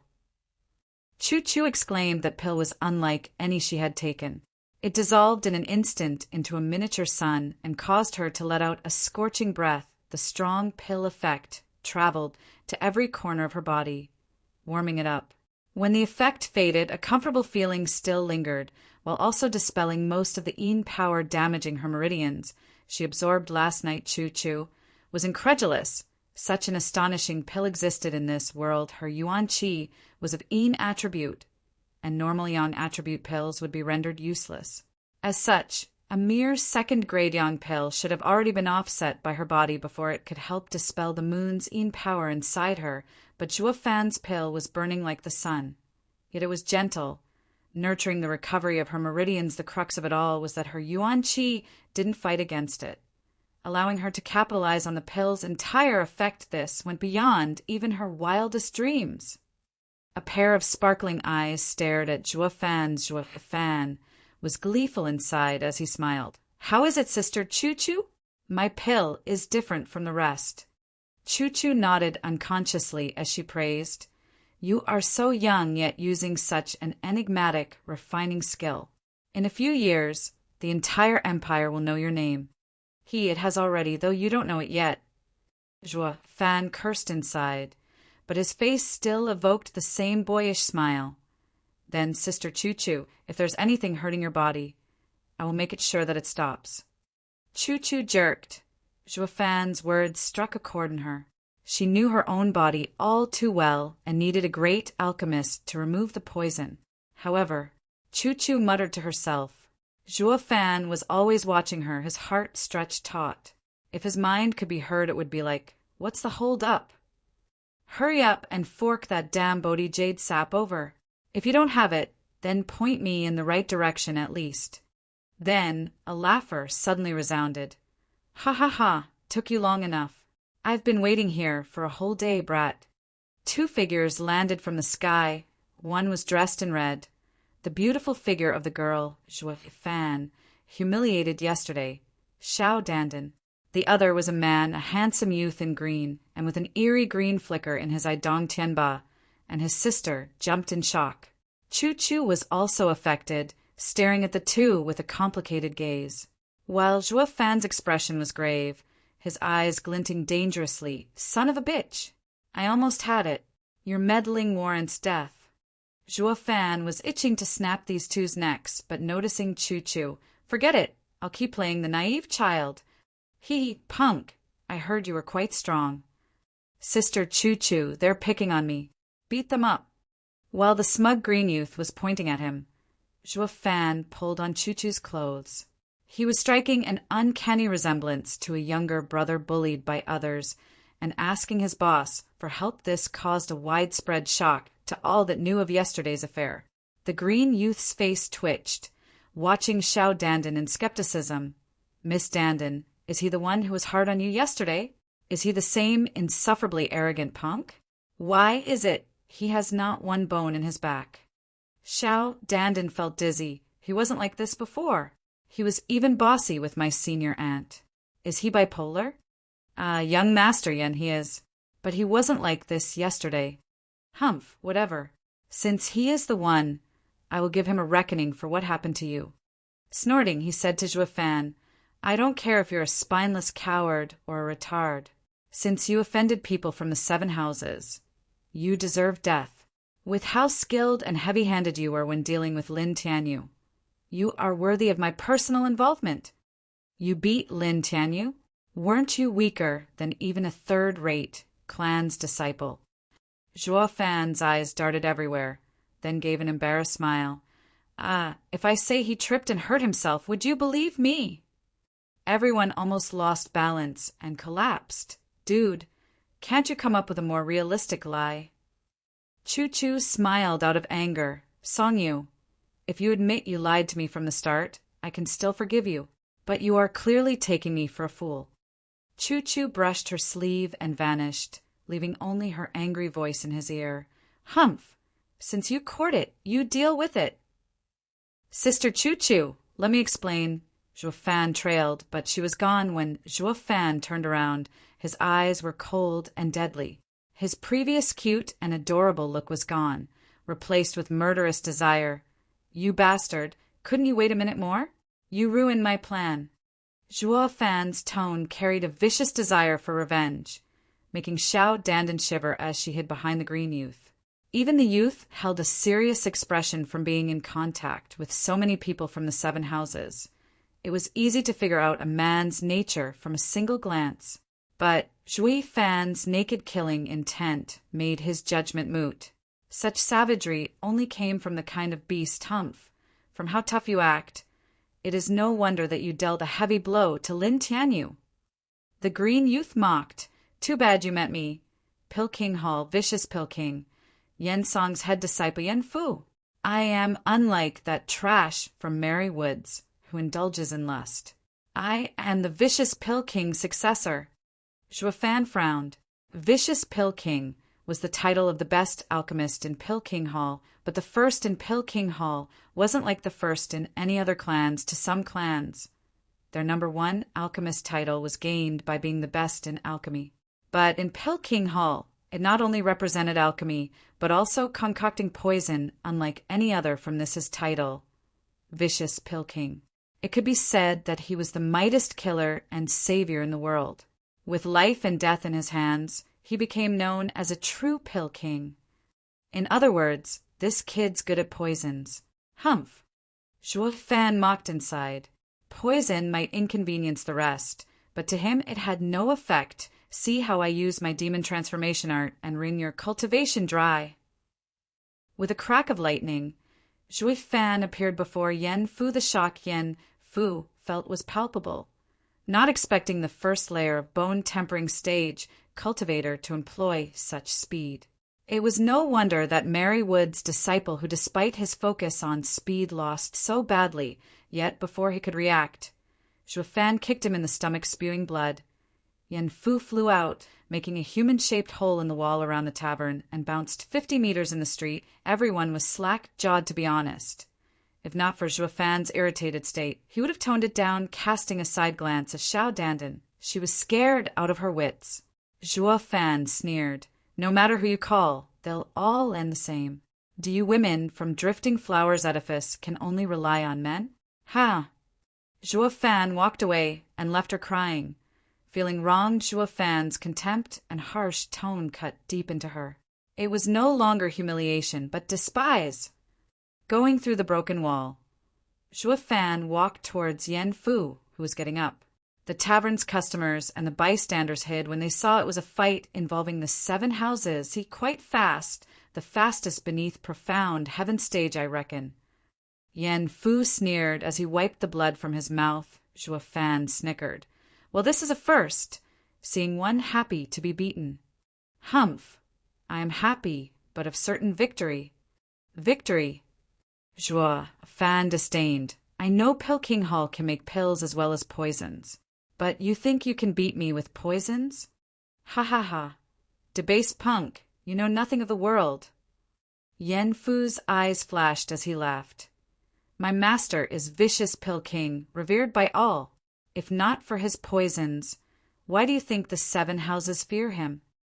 Yen Fu spread his arms. A mist flew from his palms that gradually changed its color, soon letting out 3 different types of light red, yellow, and green interweaved. Zhuo Fan scratched his nose, feeling slightly numb. Crud. This punk's poison skills are good to the point that even I have been affected. He was cursing inside, however. Zhuo Fan had a calm expression on the outside. He have a taste of Pilking Hall's legacy, profound, ranked martial art. Rainbow Cloud Palm. 14 chapters a week again. This will be the last dump for a long time. We will reach / surpass manga this week. Chapter 101, Lunatic. Chapter 101, lunatic. P4553R. With his final words, the palms gushed out a tricolored mist. In a mere blink, it rotated around him like a tornado. Obscuring his form, Zhuo Fan gave a cold laugh inside. Those from Pilking Hall are focused on practicing poison, and, just like Merrywoods, who focus on speed, their bodies aren't tempered at all. Their bodies were weak, and to cover it up, he hid in the mist, at a safe distance. Too bad your trick won't work on me. His eyes flashed, and Zhuo Fan charged, planning on wringing the punk's neck in one move. But he stopped soon after as he looked at the mist. He realized something. Damn, it's a trap. He came here to exact revenge for Xiao Dandan, but in fact he's been egged on to come here and probe me. If not, Drifting Flowers Edifice's men would have come to settle their disciples' matter. Why would they let this kid steal the limelight? Zhuo Fan breathed in, and his eyes returned to the usually calm and calculative look. Iris Overseer is unclear on who I am and tricked this kid into testing me. I can assume there are a few profound heaven experts already watching. Humph, not a bad plan. Zhuo Fan laughed coldly inside as he withdrew, no longer having the desire to kill in his eyes under these circumstances. He must not win no matter what. Ha ha ha, punk. Weren't you cocky of your speed? Come on then. Yen Fu's egotistical voice came from inside the mist. Zhuo Fan tapped his chin with a faint smile. Ha ha ha, think I'm stupid? You come out if you dare. I don't believe you'll stay there for a lifetime. When you're out of Yuan Qi, I will put you in your place. Humph! You're sadly mistaken if you think the rainbow cloud palm is only used for defense. I will let you experience the perfect martial art. Whoosh! 3 tendrils of mist moved from the tornado, like hands, going after Zhuo Fan, their speed no less than his. Zhuo Fan ducked and dodged through the gaps in the attacks. But the tendrils suddenly turned and came from his back. Ha ha ha, now you see, punk? Pilking Hall's rainbow cloud palm isn't just for defense. No matter what you do, you will still die. Yen Fu was cackling smugly, while Zhuo Fan was dodging with contempt. Poison users were strong and weak at the same time. Before the poison was dispelled, the user would be invincible. But after, he was the weakest person ever. He'd be even weaker than a cultivator at the same stage. Among the 10 ancient emperors, not one relied on poison as their main path. The Pilking Hall was so stuck up because of this technique, because there hadn't been anyone who could counter it. Humph! Once I deal with your palm technique, the Pilking Hall will be kicked out of the 7 houses. See how you'll cry then. As for now, Humph, I'll endure. Zhuo Fan gnashed his teeth, but his silence only worked to bolster Yen Fu's haughty attitude. Thinking he was scared, punk, don't think you can mess with 7 noble houses just because you're a bit stronger than average. You might not care about the rest of them, but let me tell you, when provoking Pilking Hall, all that you'll receive is death. The hell, when did I go and do that? Didn't you pick on me on purpose? Gasping, Zhuo Fan clenched his fists. This punk is too damn patronizing. I might fake defeat, but not before I let him have a small taste. At this thought, Zhuo Fan stopped his running as if tired. Yen Fu was thrilled, sending the red, yellow, and green tendrils of poisonous mist right for him, but Zhuo Fan squinted, and with a loud bang, he charged through the 3 tendrils of poison and into the mist like an artillery shell. Yen Fu could foresee what Zhuo Fan was planning to do and became startled. He was preparing to move out of the way, but he was late to react, and Zhuo Fan was already before him, his hand clutching at his neck. Son of a bitch, if poison is so great, then you and I will die together then. Poison seeped into his body, and Zhuo Fan's face alternated between red, yellow, and green. His mouth and nose were bleeding constantly, but he couldn't care less, kicking Yen Fu in the chest. Bones cracked with a crisp sound, and Yen Fu spat blood. His eyes were filled with fright. He couldn't believe there was a man who didn't fear poison and charge in with such determination. Most people would have hesitated in face of a poison mist. But who knew Zhuo Fan to be the exception? His method was that of staunch determination, choosing death for both of them. Was Yen Fu about to meet his end? Lunatic, you're truly insane. Yen Fu was going hysterical, watching dark blood flow freely from Zhuo Fan's face, grinning. Zhuo Fan's eyes flashed with a crazed look. I am crazy. Since I'm going to die, I'm going to take you down first and avenge myself. Zhuo Fan kicked Yen Fu's chest 3 more times, breaking all his ribs. Yen Fu was itching to cry his heart out from all the pain, but this was just the start before he could make a sound. Zhuo Fan grabbed his skull and slapped him a dozen or so times. The sharp sounds echoed on the street as Yen Fu's teeth were flung with each slap. His eyes were wet but had no energy to even cry. The immense pain stabbed into his heart, and all he could do was whimper. Xiao Dandan and the Dong siblings who came out of the tavern stared in shock. Xiao Dandan even covered her mouth, unable to believe what she saw in reality. Yen Fu's injuries were superficial, hardly enough to kill him, while Zhuo Fan had poison coursing through him and his life was seeping fast out of his body. It wouldn't be long before he'd succumb to it and die. However, from the two's interaction, it looked more like Zhuo Fan was the winner and was dealing heavy killing blows, while Yen Fu was akin to a loser kowtowing for forgiveness. This can't be. Xiao Dandan watched with mixed feelings as Zhuo Fan was nearing ever closer to death, yet stronger than ever. He was clearly dying yet in his final moments. He was the strongest in the world. She never saw a man like this. Not once her heart was suddenly seized by regret, actually hoping Zhuo Fan would live on yet. She was clear that once poisoned by Peking Hall, no one could survive, the rest of the 7 houses included. This was the terror instilled by the Peking Hall. Didn't you say your Peking Hall's martial arts are perfect? Didn't you want to kill me? Humph, we will both go down today, and all that's left is to see who is going to have a quicker death. Zhuo Fan yanked Yen Fu by the hair, his body trembling from the poison reaching his organs. He didn't have much time, yet his smile was as crazed as before, slamming Yen Fu into the ground. Even if Yen Fu survived this ordeal, it would leave him with permanent scarring. Stop! A gale knocked Zhuo Fan flying as a green-robed elderly drifted to Yen Fu. He gave him a pill, checked his wounds, then sighed his poisonous eyes, then snapped to Zhuo Fan. Glinting with murderous intent, 1,000 meters out, on a tall building, stood 2 figures. One was middle-aged with a split mustache. The other was a red-haired elderly. The 2 watched Zhuo Fan with a sigh. They say that some are so stubborn they can't see they're going to die. This kid's desperate and suicidal act is Peking Hall's bane. If the rest of the houses did the same, would vicious Peking dare run rampant again? 5th elder laughed in lament. This kid's character is something I like. Nodding, Lin Zitian said, I know now why Tanya lost. It would have been a miracle if he won when meeting such a lunatic, one that is so strong too. When meeting an unbeatable opponent, one must not make an enemy out of him or the result would be devastating. Most people's first thought is to run to save their lives, and by the time they react it would be too late. This is why Peking Hall is still held in fear. 5th elder nodded and flew away, leaving his words behind. It's a pity. With this man's strong body, under my guidance, his future would have been bright. With Peking Hall's poison in him, it is ruined. 5th elder, Lin Zitian shouted from behind, is he not Zhuo Fan? Startled, 5th elder turned to look at him and shook his head.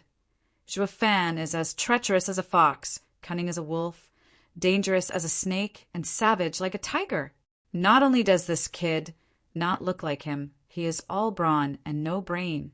Even if they both do not fear death, they are totally different. Lin Zitian, listen well. Zhuo Fan is 100 times more dreadful. His eyes shivering.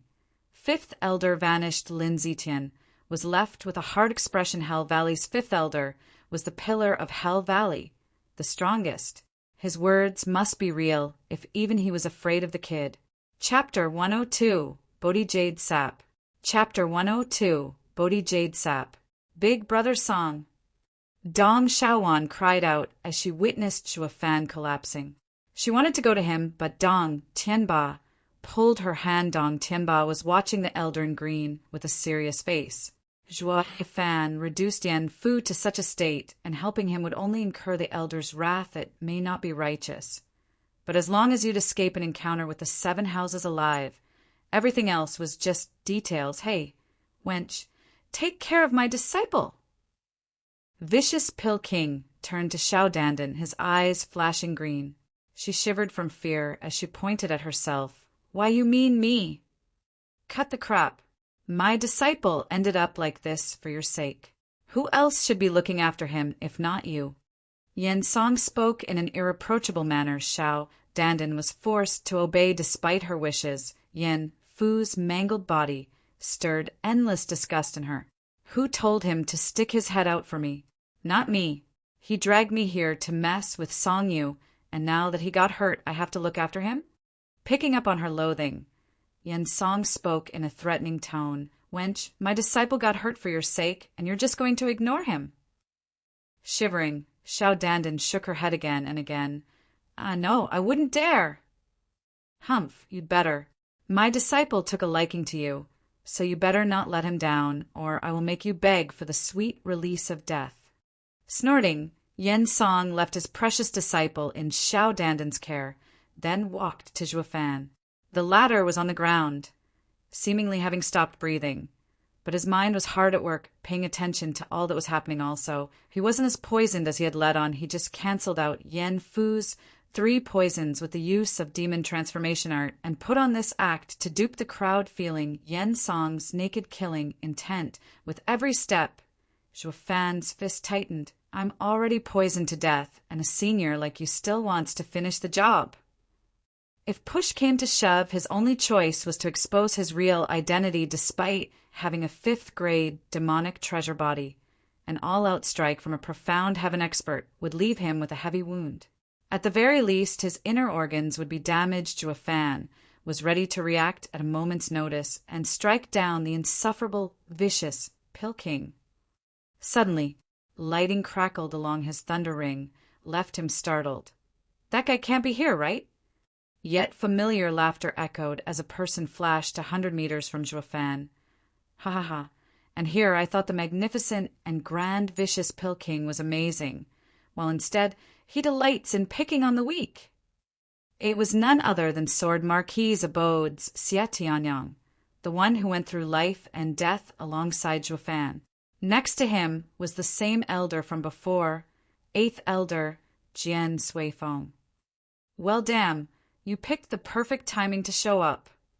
Zhuo Fan was in glee, sneaking the thunder ring into another storage ring while no one was looking. The crackling of lighting vanished, but Xie Tianyang didn't care, as he continued to stare at Yen Song with arrogance. Twerp, did you come to butt into my affairs?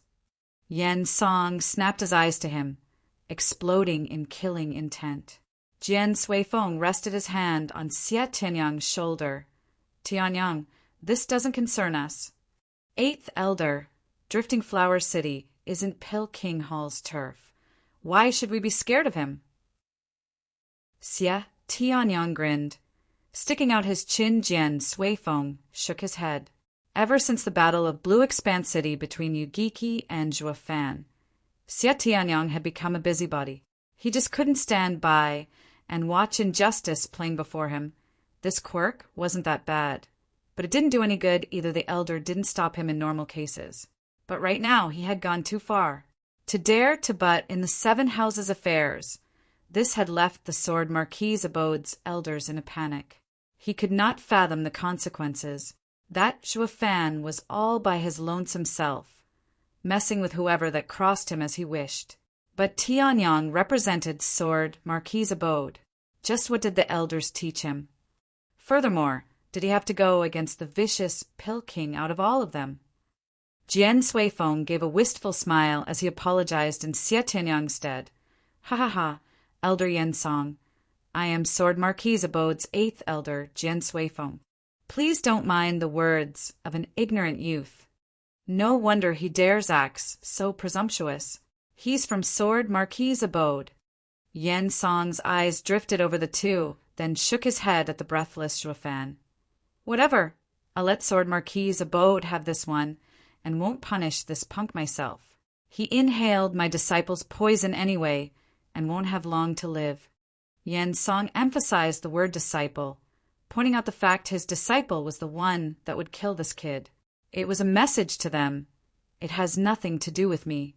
I'm not picking on the weak, so don't you freakin' start spreading false rumors and ruining my name.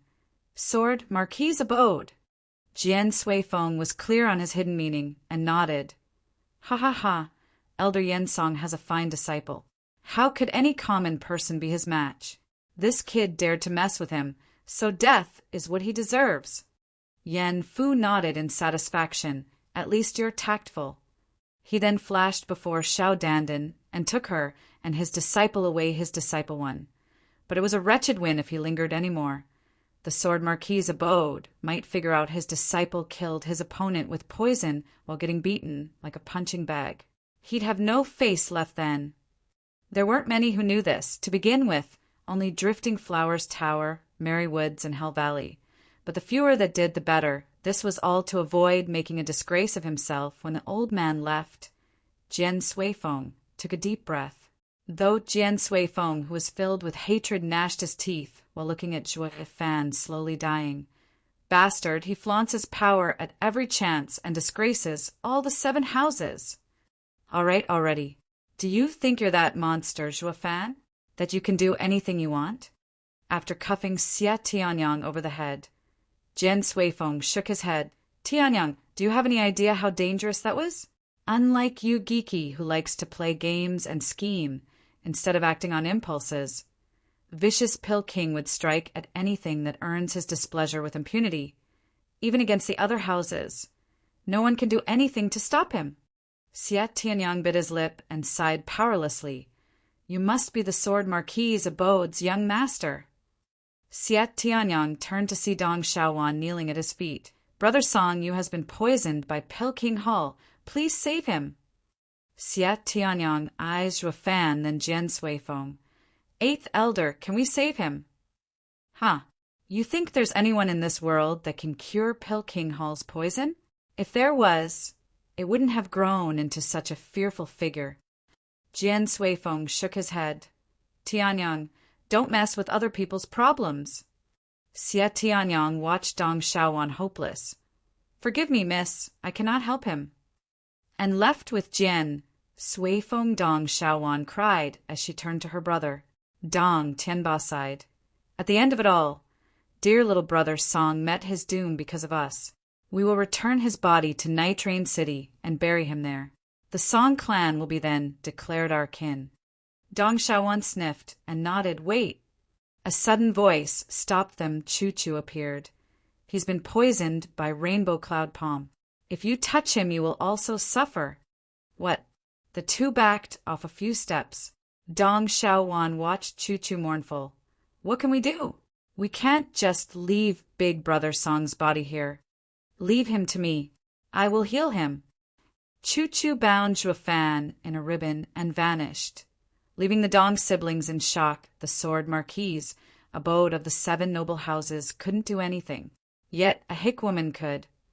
The two couldn't make heads or tails of it, but Zhuo Fan was the most in shock. He observed the 3 poisons in his body combining and ever-changing, amplifying its toxicity. Was there any other method that could remove it besides the demon transformation art? Maybe. His guest got him in high spirits. 15 minutes later, in the slums, Choo Choo laid Zhuo Fan on the earthen bed, and her hand flashed with a bottle the instant she uncorked it. The scent wafted everywhere in the room. Zhuo Fan was startled, yet despite his eyes being close, they still trembled. This was what he was after from the start, the heavenly treasure. Bodhi jade sap, a green drop, landed on Zhuo Fan's lip, sliding in his mouth in that instant. Zhuo Fan felt a boundless vitality soaring ever higher in his body, wrapping every inch of his body. He was so happy, but the sorrow in his heart dwarfed it. Sister, it would have been better if you dripped it on my egg. Chapter 103. Incredible. Chapter 103. Incredible. A green light spread throughout his body, into every damaged fiber left behind by the poison. In 6 hours, his face no longer looked ill. Zhuo Fan felt the medicine did its job and faked a faint breath, as though he had just recovered. He was muttering all the while to make his weakened state believable. Chu Chu nodded slightly and helped Zhuo Fan to sit on the heated bed. She took a seat behind him, releasing a silver glow from her hands as she rested them on his back, shivering from the sharp cold. Zhuo Fan sensed a frigid yin seeping into his body and flowing through his meridians to clear any leftover poison. His body had little poison to begin with, and the poisoning he showed on the surface was already cleared up thanks to the Bodhi Jade sap. If this process continued, the cat would be out of the bag. No one would fear Peking Hall if their poison was so easily removed. Furthermore, with how knowledgeable Chu Chu seemed regarding Peking Hall's poison, if a drop of Bodhi Jade sap was enough to cure him, she wouldn't have followed through with the healing. Zhuo Fan was frowning at this point. No, I cannot let that happen. I can't have her realize the truth, or I'll be exposed. So Zhuo Fan used the demon transformation art to remove the yin energy. Chu Chu was startled, thinking the poison countered her efforts, so she added more strength. Zhuo Fan tweaked his cultivation method to match her rate of pushing yuan qi into his body until, at some point, Chu Chu sensed her yuan qi moved uninhibited through his body. However, a light scowl adorned her face. I cannot believe the Peking Hall's poison has reached such heights. The poison from a mere youth made me expend so much energy to dispel it. Zhuo Fan secretly laughed, creaking his eyelids open and putting on the weak and sick act. Where am I? Zhuo Fan turned his head around, puzzled. But he cried in joy at the sight of Chu Chu. Sister Chu Chu, you're finally back. I thought you're angry with me and would never talk to me again. Chu Chu was slightly moved. It was unimaginable for this boy to be so happy about seeing her. Instead of being relieved, he was still alive. This was clear proof he placed her far higher in his heart than his own, while being feeling warm inside. Chu Chu raised an eyebrow as she smiled. Of course I'm angry. You, a body cultivator, trashed Yen Fu to such a state, and you still dare fake weakness before me? Speak, what is your aim? I don't have one. Just that when I saw you for the first time, you showed such a fierce attitude towards me. But I know you are a good person, taking me in despite your troubles. That is why I want to get close to you, understand you, and become your friend. Chu Chu gave him a long look, and a smile slipped on her face. Humph, you're right, who'd believe you? I saw your fight with Yen Fu. You were so vicious in your attacks, using filthy language too. It was the opposite of what a refined young master would do when looking for consolation. Zhuo Fan darted his eyes left and right as he sighed in his heart. Chu Chu is wise to figure out a man's true nature after just one battle. What she said is true. Why would a ruthless, demonic cultivator act all kind if not for his self-interest in growing stronger? He always felt that only the weak would rely on factions, while the strong stood alone. It was the same for spiritual beasts. Packs existed only of low-level spiritual beasts, while 5th and 6th level beasts were solitary, because once you had strength, you did not need one to look for shelter. But how was he supposed to answer Chu Chu? Mulling in his heart for a while, Zhuo Fan noticed Chu Chu's stare on him. It was then an inspiration struck, and he secretly smiled. Brother Dong, thanks again for your girl-chasing skills. Ha ha ha. Sister Chu Chu, you really want me to say it? With silly laughter, Zhuo Fan scratched his head. Shyly, Chu Chu's heart was growing in suspicion. Her eyes became piercing. Tell me, is your aim in getting close to me something unspeakable? It's not that important. Just that I like you. Zhuo Fan scratched his nose, blushing. Sister Chu Chu, you're right. I'm not that forward when making friends with anyone except beauties. Zhuo Fan's bottomless eyes stared at Chu Chu with emotion. She was so stunned that a rosy tint spread on her cheeks. Why, you don't even know how I look. So why do you know I'm beautiful? Chu Chu was starting to feel nervous as she stammered. Zhuo Fan secretly relaxed. The initiative is back in my field. Thanks, Brother Dong. Thank you for your skirt-chasing experience. Joa Fan was happy inside, but his face was giddy. Sister Choo Choo, I already told you. Your eyes are mesmerizing. The moment I laid eyes on them, I knew you were beautiful. Sophistry. Eyes have nothing to do with how one looks. Choo Choo turned her head. Afraid of meeting Joa Fan's gaze, Joa Fan let out a short laugh and pressed his advantage. Who said that? Mother said, the prettier the eyes, the beautiful the woman. Your mother is speaking nonsense. Really? Then let's see. Joa Fan reached for Choo Choo's cloth, covering her face. She was startled for a moment before fleeing scared. Don't, I am hideous. I don't want to scare you. If you try that again, I will be angry. Choo Choo turned into the scared rabbit hunted by the fierce tiger, running to a corner in the room and blushing in panic. As for her threat, it held no power. In fact, it was more dignified than her usual cold and unfeeling manner. Joa Fan was stunned. Sister, I won't hit you. What are you so afraid of? Choo Choo seemed to have recovered her usual self after hearing him speak. She shook her head. Don't joke around like this again. Regardless of your reason for getting close to me, I will soon leave this place. It's likely that we will never meet each other again. What, leave? Joa Fan was alarmed. He finally found this Bodhi jade sap, and now she wanted to leave? Where do I go looking for heavenly medicine then? Where? Joa Fan blurted. I won't tell you even if you ask. Choo Choo turned and left. This will be the last time we see each other. Her steps were growing ever fainter. Joa Fan's eyes now flashed with a trace of resolution.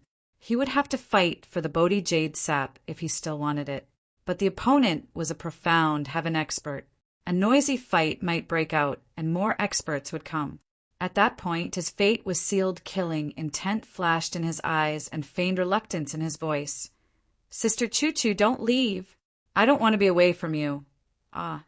Joa Fan pretended to be weak as he got up, only to collapse forward, even flung from 100-meter tall cliff. Wouldn't put a dent in him with his bone-tempering cultivation in normal cases. But women were women. Choo Choo's heart turned soft and was by his side to support him. But Joa Fan let out an evil smirk as he clawed at Choo Choo. He'd force her to hand over the Bodhi jade sap.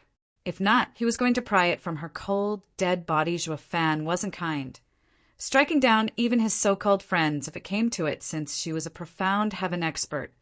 She slanted her head the moment she heard the sound from the swift attack and avoided Joa Fan's move. The claw passed by her neck, taking with it the cloth over her face and exposing a delicate and smooth skin. Since the first attack didn't work, he wanted to continue, but Choo Choo's expression left him dumbfounded. Incredible. That was the only thought in his mind.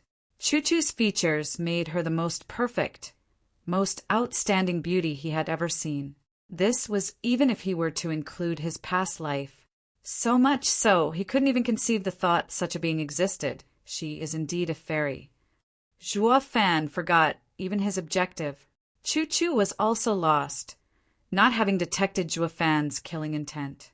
His slack-jawed expression made her blush as tears pooled in her pure eyes. Bam! A crisp slap made intimate contact with Joa Fan's face, throwing him into the wall. She picked up the rough cloth on the ground and covered her face before leaving with the clear teardrops still stained on the floor. What's going on? Joa Fan rubbed his inflamed cheek, finding it impossible to forget her visage. Who knew the world could birth such beauty? I thought what I used before was flattery, but it turned out to be true. Pretty eyes are always on pretty women, and she is the most amazing in the world. Joa Fan sighed with palpitation and sorrow. Suddenly, something occurred to him and rushed outside. But there was no sign of Choo Choo or any trace of her Yuan Chi sister. At least leave the Bodhi jade sap behind. Joa Fan was crying inside. Now I'm back to square one. Blast it all to hell. What was I doing gawking instead of attacking? Am I a lecher that can't move when he sees a beautiful woman? Joa Fan cursed himself as he sighed again and again. Chapter 104. Second layer of bone tempering stage. Chapter 104. Second layer of bone tempering stage. 3 days later, The Dong siblings were asking around as they made their way through the slums. Bro Song, where are you? Dong Tianba took his sister to a rundown house where he noticed Zhuo Fan's figure through a hole in the roof. He was sitting on the bed with his eyes closed in meditation. Bro, I finally found you. It's good that you're all right. Dong Tianba ran to him but bumped into an invisible wall and was flung into the dirt, opening his eyes. Zhuo Fan exhaled as he stood up with all the effort he put into cultivating these past few days. He reached the second layer of bone-tempering stage. He had Yen Fu's 3 poisons to thank, for that poison was also a tonic. Zhuo Fan refined them and also absorbed Chuchu's Yinyuan Qi, resulting in a 1-month early breakthrough. This advancement strengthened his body and speed by 10%. Now, the average profound heaven experts were nothing, and he could even clash with those body cultivators in the profound heaven stage. With a wave of his hand, he released the defensive array and walked out with a smile. Bro, a second-rate clan such as you coming to visit my humble home truly brings light into this wretched house. Please stop pretending. Dong Tianba patted the dust from his clothes. What's with this house? Why couldn't I enter and felt like I got slapped instead? Ha ha ha. You think anyone can just waltz in? Zhuo Fan laughed. These 3 days I was cultivating in seclusion and set up a defensive array so no one would bother me. What? You know freaking arrays. Dong Tianba jumped, his 2 eyes staring at Zhuo Fan in shock. Bro, if I haven't indulged in vices with you for so long, I'd think you're a different person. We haven't seen each other for a few years, and not only has your strength soared, but you're also knowledgeable in arrays as well as having refining skills? Dong Xiaowan stared with her pretty eyes at Zhuo Fan in worship, laughing out loud. Zhuo Fan hurried to explain, Brother Dong, don't tease me. I used to be so frivolous in my youth, but young Miss Dong and your grandfather woke me up. Let bygones be bygones. Big Brother Song, it all my fault? Dong Xiaowan's rebuking glance seemed to be sending a message, though in fact it was filled with love. Dong Tianba smacked his lips. Little brother's glorious success leaves me ashamed. I'll work hard and one day reach new heights just like you. Ha ha ha. Cultivation is based firstly on talent, second on luck, and third on diligence. If anyone could have become strong after just hard work, the world would have been filled with experts. Zhuo Fan gave a bitter laugh. Dong Tianba's talent will only allow him to reach profound heaven stage at best. Without a lucky break, he would never advance beyond that, but Zhuo Fan didn't want to curb his enthusiasm. Oh, Brother Song, where's Lady Choo Choo? Dong Tianba looked around. She said she'll save you and had actually done it. She is such a strange person. Why is it that I don't see her around? It's a long story. Zhuo Fan sighed, having recalled the Bodhi jade sap, and was filled with lament. I had the perfect chance and blew it, but regretting it now is pointless. If the heavens would grace me with another chance, I will definitely strike when I need to. Zhuo Fan was filled with resolve, while Dong Tianba misunderstood. She left? Zhuo Fan nodded with a sigh. Bro, you have become so infatuated. Dong Tianba patted his shoulder. It's all right. Lovers will one day reunite. Just make sure to not let her go next time. Zhuo Fan didn't get the chance to explain. As Dong Xiaowan glared at her brother Dong, Tianba noticed it and changed his tone. That lady Choo Choo must have left because she has another lover. Forget about her. The world is teeming with flowers, so you don't need to stop at the first one you find. Perhaps the one before you might be even better. Dong Xiaowan was bashful. Zhuo Fan watched the siblings act while blinking dumbstruck. Do I look like a man intoxicated by emotions? My only regret is missing my chance to get the Bodhi jade sap.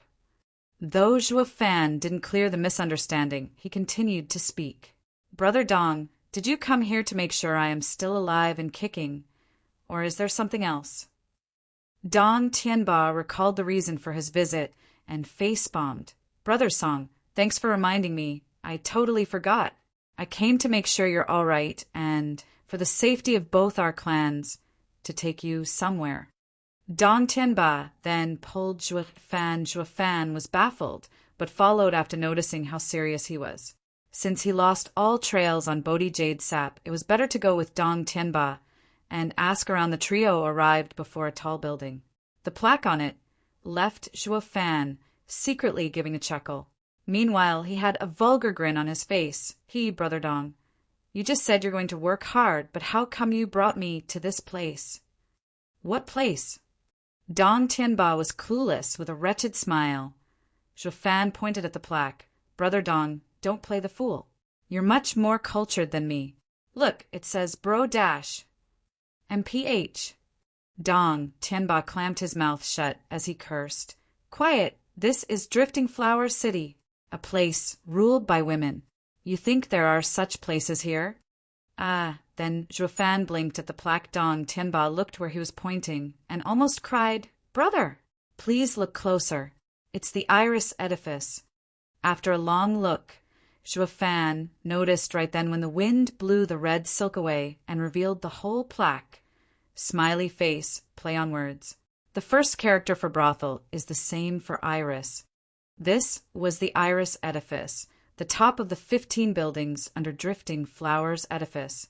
And the Iris Overseer, too, was none other than Qin Kai-ching. Ha ha ha, so it's the Iris Edifice. I thought such a place was uncultured and didn't bother remembering the matron's name and called it brothel. You're still saying it. Dong Tianba glared at him and sighed in relief once he found no one paid attention to them uttering the word brothel in Drifting Flowers Edifice's domain was suicide. Dong Xiaowan pouted. Humph, all men are the same. Let me warn you, both of you are forbidden from going into such places again. Zhuo Fan laughed dryly. If you want to bother someone, nag at your brother. Why are you lumping me together with him? We're not related, and I am a free spirit. Brother Dong, why did you drag me here? Zhuo Fan ignored Dong Xiaowan. The frown further emphasized the seriousness on Dong Tianba's face. Brother, I have thought long and hard these past days and realized our misfortune came from offending peony edifices. Xiao Dandan. Among the 15 overseers, Iris Overseer is the most amiable and the easiest to speak with. I want to ask her to help dissuade this grudge. If not, even if we shave our heads and hide in a monastery, we'll meet our end sooner or later. Zhuo Fan snorted, but secretly nodded. If that Iris Overseer had any intention of helping us, Xiao Dandan would have been kept on a tight leash. She did all this in an attempt to expose my identity. This was fine anyway, since Zhuo Fan wanted to know the Iris Overseer in person, to figure out how deep her suspicion went, and whether or not his battle with Yen Fu worked to consolidate these guesses. Zhuo Fan nodded. Bro, you're so thorough. The Iris Overseer is definitely a place the two of us must pay a visit. Since Bro agrees, then let's go. Dong Tianba laughed and produced a red invitation to the two Qi condensation young ladies standing guard. Dong Tianba bowed 90 degrees as he offered it. Please announce that Dong Tianba and Dong Xiaowan, along with the Song Clan Song, you have come to visit Iris Overseer. Humph, you think it's that easy for second and third-rate clans to waltz in? The girl, snorted. Dong Tianba was beet red in anger. But his Bao didn't flinch under the contemptuous stare of the girl. Dong Xiaowan chewed her lip and sighed. She felt sorry for her brother, but there was no other way. This was the reception all clans outside the 7 houses got. Zhuo Fan wasn't known for his patience. Entering while Dong Xiaowan was distracted. Ladies, do you know Xiao Dandan? One of them looked at Zhuo Fan. She is our senior sister. What, you know her? She's from Peony Edifice. Well, this is Iris Edifice. We won't announce your arrival even for her sake. Ha ha ha. That's not my intention at all. But have you heard? She was stripped naked by a man in the middle of the street, leaving her in nothing but her underwear. The two's eyelids twitched as they nodded. That man was none other than me. Zhuo Fan let out a wicked smile. Do you believe me when I say that if you do not announce our arrival, I will peel your clothes off in broad daylight? The two recoiled. How dare you? This is Iris Edifice. Is there a difference? Zhuo Fan stared them right in the eye. His killing intent spiked, and a soul ripple swept the two. The ladies shivered. Fear had gripped their hearts. Wait here. I will go make the announcement. Unable to withstand his cold gaze, one lady ran inside, leaving the other shivering. Dong Tianba sighed ever since he met Song Yu again. Dong Tianba felt he was a different person, not only in strength, but also in character. Not putting even the 7 houses in his eyes, this was why he brought his sister along, to keep an eye out on this brother of his. But not only did she overlook his actions, the latter was now looking for trouble. We came here to look for asylum, and you've come asking for help with that attitude? It'd be lucky if they don't slaughter your entire clan. Not only was Zhuo Fan indifferent, but he also had a proud look plastered on his face. Bro, towards these small-time snobs, fear is the best solution. Bro, you Dong. Tianba sighed. He could only hope Iris Floor Keeper was open-minded enough to overlook this. Chapter 105, Bodhi Root. Chapter 105, Bodhi Root. The Dong siblings waited nervously, while Zhuo Fan looked calmer than ever. The lady soon returned and spoke in a frightened tone. The overseer shall see you. Oh, great. Thank you. Dong Tianba bowed, then rushed inside, dragging his sister. Zhuo Fan swaggered in the slowest and most languid way, smirking at the ladies and giving them the middle finger. As he passed, the ladies stepped back in fright and only gained some semblance of reassurance when he was gone. Hey, did you also report how vulgar that punk is? The other lady asked. The first one was sullen. Sister, I did repeatedly. Then why is the overseer letting them in? She should have sent someone to put him in his place. The other lady was on the verge of crying. Sister, don't say it, it's useless. Do you know what the overseer said when I mentioned his obscene behavior? What? For words. Don't provoke the lunatic. What? The other lady was scared now, her eyes wide as saucers. She didn't know Zhuo Fan's identity, but their overseer actually went as far as to recommend not offending him. Is he from the 7 houses? That can't be. The invitation clearly states Dong and Song clans. The Dong clan is a second-rate clan and the Song a third-rate clan. It doesn't make sense to let him go unrestrained. This was the thinking of people who had yet to witness the sheer brutality and savagery of the infamous Zhuo Fan. A madman wasn't scary, but a pig-headed madman. Was Zhuo Fan dolled up as Song Yu when he came to Drifting Flower City, but his demeanor was as frivolous and whimsical as ever. In any case, the trouble would fall on the Song clan. So he was free to be brasher than ever with this incentive. He plunged the Merry Woods disciple into a world of hurt, spicing up the show by humiliating the Peony Edifice's disciple, and then trashing of Pilking Hall's disciple as the curtains fell. He showed no leniency to any of them, despite them hailing from the 7 houses. Yet, with all the trouble piling up on his head, he wasn't in the least bit interested regarding the danger he was bringing the Song clan. Even Iris Overseer was not willing to mess with such a lunatic who had no mind of the repercussions. It was fine if he didn't care about his life, but others close to him. This was a fact made obvious when he clobbered Yen Fu.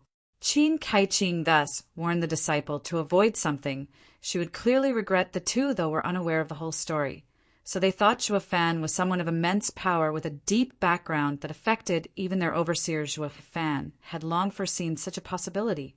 The one truly frightening people were those stubborn and hard-headed people that were willing to forsake even their lives in the eyes of those who watched his battle with Yen Fu. He was a man who had died once, and this only worked to boost his egotistical behavior instead of putting a damp on it, further removing many troubles. Bullying the weak and fearing the strong, along with self-preservation, was a law adhered by all, be it strong or weak. Even the 7 houses had to think twice when messing with this stubborn mule, even if they thought he was beneath them. With a dastardly grin on his face, Zhuo Fan cackled in his heart. He was met with no obstruction as he walked with the pair of siblings to Iris Overseer's receiving room. She was already sitting there and watched in awe Zhuo Fan strutting in. Please sit. I wouldn't dare. Dong Tianba dragged his sister into a bow, while Zhuo Fan slumped into a chair. Much obliged. Dong Tianba was scared witless, on the verge of crying, blast it all to hell. You're in someone else's house.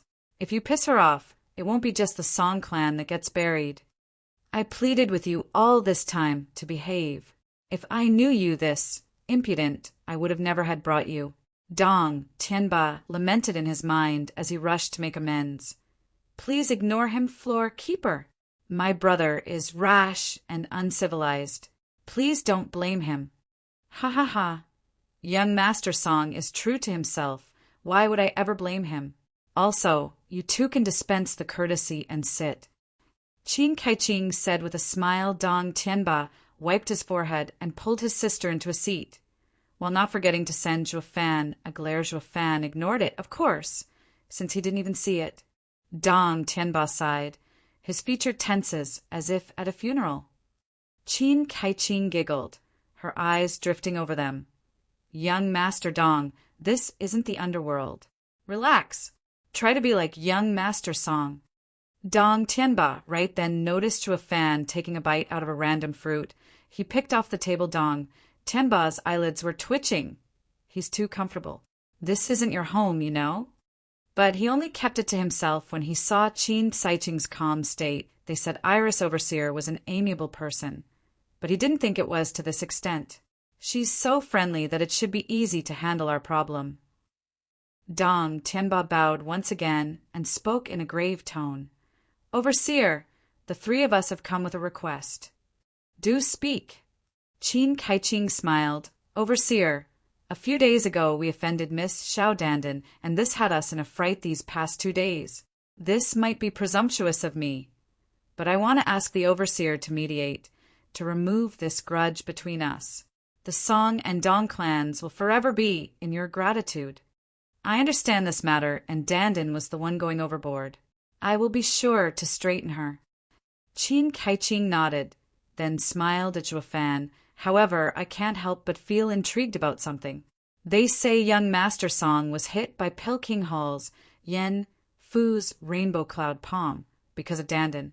How is he back on his feet after only a few days? Pilking Hall's poison isn't so easily removed. Dong Tianba froze, but for a moment, then glanced at Zhuo Fan. Chu Chu was Zhuo Fan's friend, and it was up to him if he wanted to reveal her involvement. If he made a careless comment and invited disaster later, his dear little brother would blame him for the rest of his life. Zhuo Fan nodded, satisfied. Dong Tianba was a black sheep of the family, but he had a redeeming feature, his loyal heart. As for Chu Chu, Zhuo Fan was also thinking of asking around for her. Qin Kaiqing was an overseer, and ought to know of the profound heaven expert Chu Chu's Bodhi Jade sap. He was brief and blunt. I met a woman covering her face who dispelled the poison swiftly. A woman covering her face? Qin Kaiqing was caught by surprise. Yes, I met her in the slums. A woman that calls herself Chu Chu. The people there call her the Scourge Woman. Zhuo Fan fixed his eyes on Qin Kaiqing, noticing suspicion in her eyes. It was then that a sudden realization seemed to overcome her, but she quickly hid it. Ha ha ha. Young Master Song is fortunate to have such an encounter. Your future will be boundless. Zhuo Fan squinted. I can only hope. From the two's casual talk, Chu Chu wasn't such a sore topic. Dong Tianba was scared she had some conflict with Drifting Flower's edifice that would affect today's talks. His hand flashed, and a coral as large as a man appeared. Glowing a faint red, this item was so rare that even Zhuo Fan raised an eyebrow. It was useless to cultivators, but its value came from its rarity. It was worth more than 100,000 spirit stones. Dong Tianba bowed again. Then please accept this for your troubles, Overseer. I accept your kindness, but take back with you. I will handle Dandan all the same. Qin Kaiqing didn't even glance at the coral. Dong Tianba bowed again in panic. This is but a token of my appreciation. Please take it, or I wouldn't be able to find peace. Bullshit. Riches are given in exchange for favors. If you don't take it, how do I know you'll do it? If you overlook this once we leave, that damn girl will burn our clans to the ground. and you might not even know it. No, you will most likely have forgotten us by then. At least taking my gift ought to remind you of our plight each time you look at it, no? Dong Tianba cursed inside. Qin Kaiqing understood him and shook her head as she took the item. Only then did Dong Tianba smile and relieve. Qin Kaiqing clapped tryst, and a disciple brought wine. Guests from afar, you gave me an immense gift. These 3 bottles of 100 Flowers wine is our Drifting Flowers edifice's specialty that helps in one's cultivation. Please accept my gift. Ah, we can't possibly refuse Floor Keeper's generous hospitality. Dong Tianba laughed as he poured himself a cup. Zhuo Fan and Dong Xiaoan toasted and drank. What great wine! Dong Tianba praised but plopped on the table, unconscious the next second. The same went for Dong Xiaoan, while Zhuo Fan was the only one sober. Raising an eyebrow, he smiled. Overseer, is there something you want to say to me? Qin Kaiqing gave him a praising look and nodded. You're smart. I need you to do something for me. Do it well, and the 2 of you can leave the Drifting Flower City in safety. Fail, and your clans will shortly follow you into the grave. Is that a threat? Zhuo Fan perked the corner of his mouth into a wicked grin. Qin Kaiqing shook her head. No, a fact. I know you're a brash and fearless man, but didn't you come here to settle the matter with Dandan? If you don't do this for me, I won't help you either. And with that last temper, your 2 clans will have no future. Zhuo Fan squinted. Let's hear it. And if I can't do it, I'm guessing you're going to destroy us anyway. Zhuo Fan's carefree tone seemed to say he didn't care. But Qin Kaiqing found this extremely odd. Who in this world didn't care about their clan's fate? Madman, a true lunatic. This man can't be controlled. Qin Kaiqing secretly sighed while her face remained impassive. I'm not asking the impossible. I only want you to steal something from me. What? Zhuo Fan yawned. Our edifice, Lord's treasure, the Bodhi root. Come again. The Bodhi root. Qin Kaiqing iterated, his eyes wide. Zhuo Fan's heart was in exaltation. Bodhi root gathered earth essence and turned it into life essence in the form of Bodhi jade sap. Who'd have seen this coming? He just lost his trail on the Bodhi jade sap, and now he has clues about a Bodhi root. Bloody hell! This is providence, ha ha ha. Zhuo Fan cackled inside, his eyes glinting with interest. Chapter 106, Scouting Drifting Flowers Edifice. Chapter 106, Scouting Drifting Flowers Edifice. As an overseer, a valuable member of Drifting Flowers Edifice. Why are you doing this? Despite how thrilled he was, it was best to cover all bases and know the situation in detail. Qin Kaiqing's eyes showed a deep gaze as her tone grew colder. That does not concern you. All you have to do is to get it. But Drifting Flowers Edifice is packed with guards. How am I? Qin Kaiqing cut him off. You need not concern yourself with this. I made preparations. After she spoke, Qin Kaiqing placed a map in his hand. Zhuo Fan looked at the multitude of colorful lines and symbols blended in an intricate mesh. It is easy to remember. Contains the Drifting Flowers Edifice's terrain along with the patrol routes and when they change shifts. With your skill, as long as you're smart, it won't be hard getting in and out. Squinting, Zhuo Fan put away the map in deep thought. This was the perfect chance to get his hands on the Bodhi root, but was suspicious that this might be a trap. Qin Kaiqing may have already known his identity and set up an ambush there. If he was against profound heaven experts, not even his wings could save him, though it is highly unlikely for this to happen. If he didn't have the Iris Overseer's help, entering Drifting Flowers Edifice would be difficult. Have you come to a decision? Iris Overseer stared at his face, her heart nervous.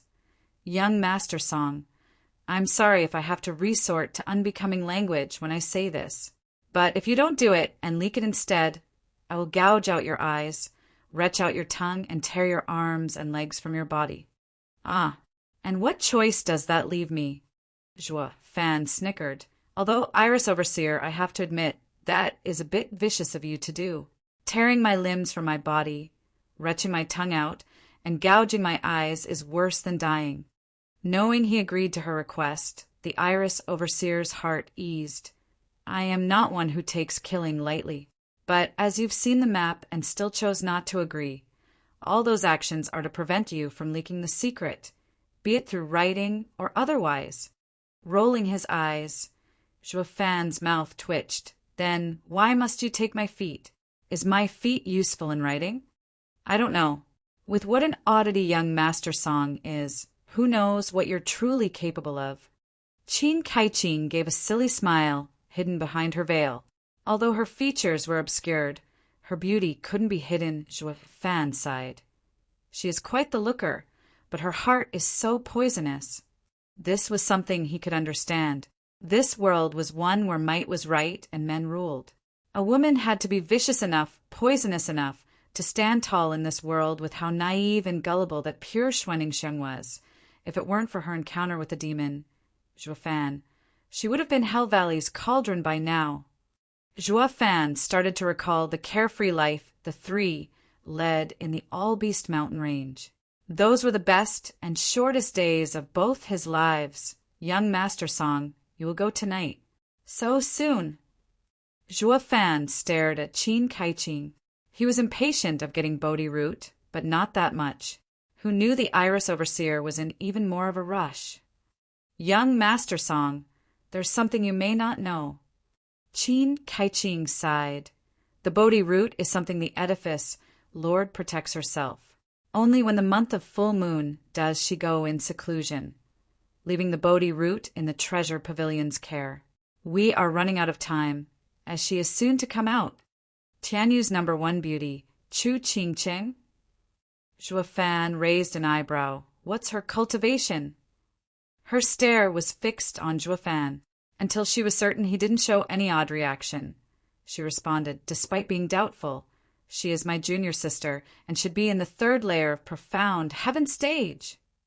That much should be possible to fight off. Joaffan analyzed, then nodded. Then I will go tonight. Qin Kai-ching was overjoyed and released a scent to the Dong siblings to wake them up since they were out for the duration of the talk. Qin Kai-ching explained they fainted after drinking such a potent wine, but that it wouldn't happen again in the future.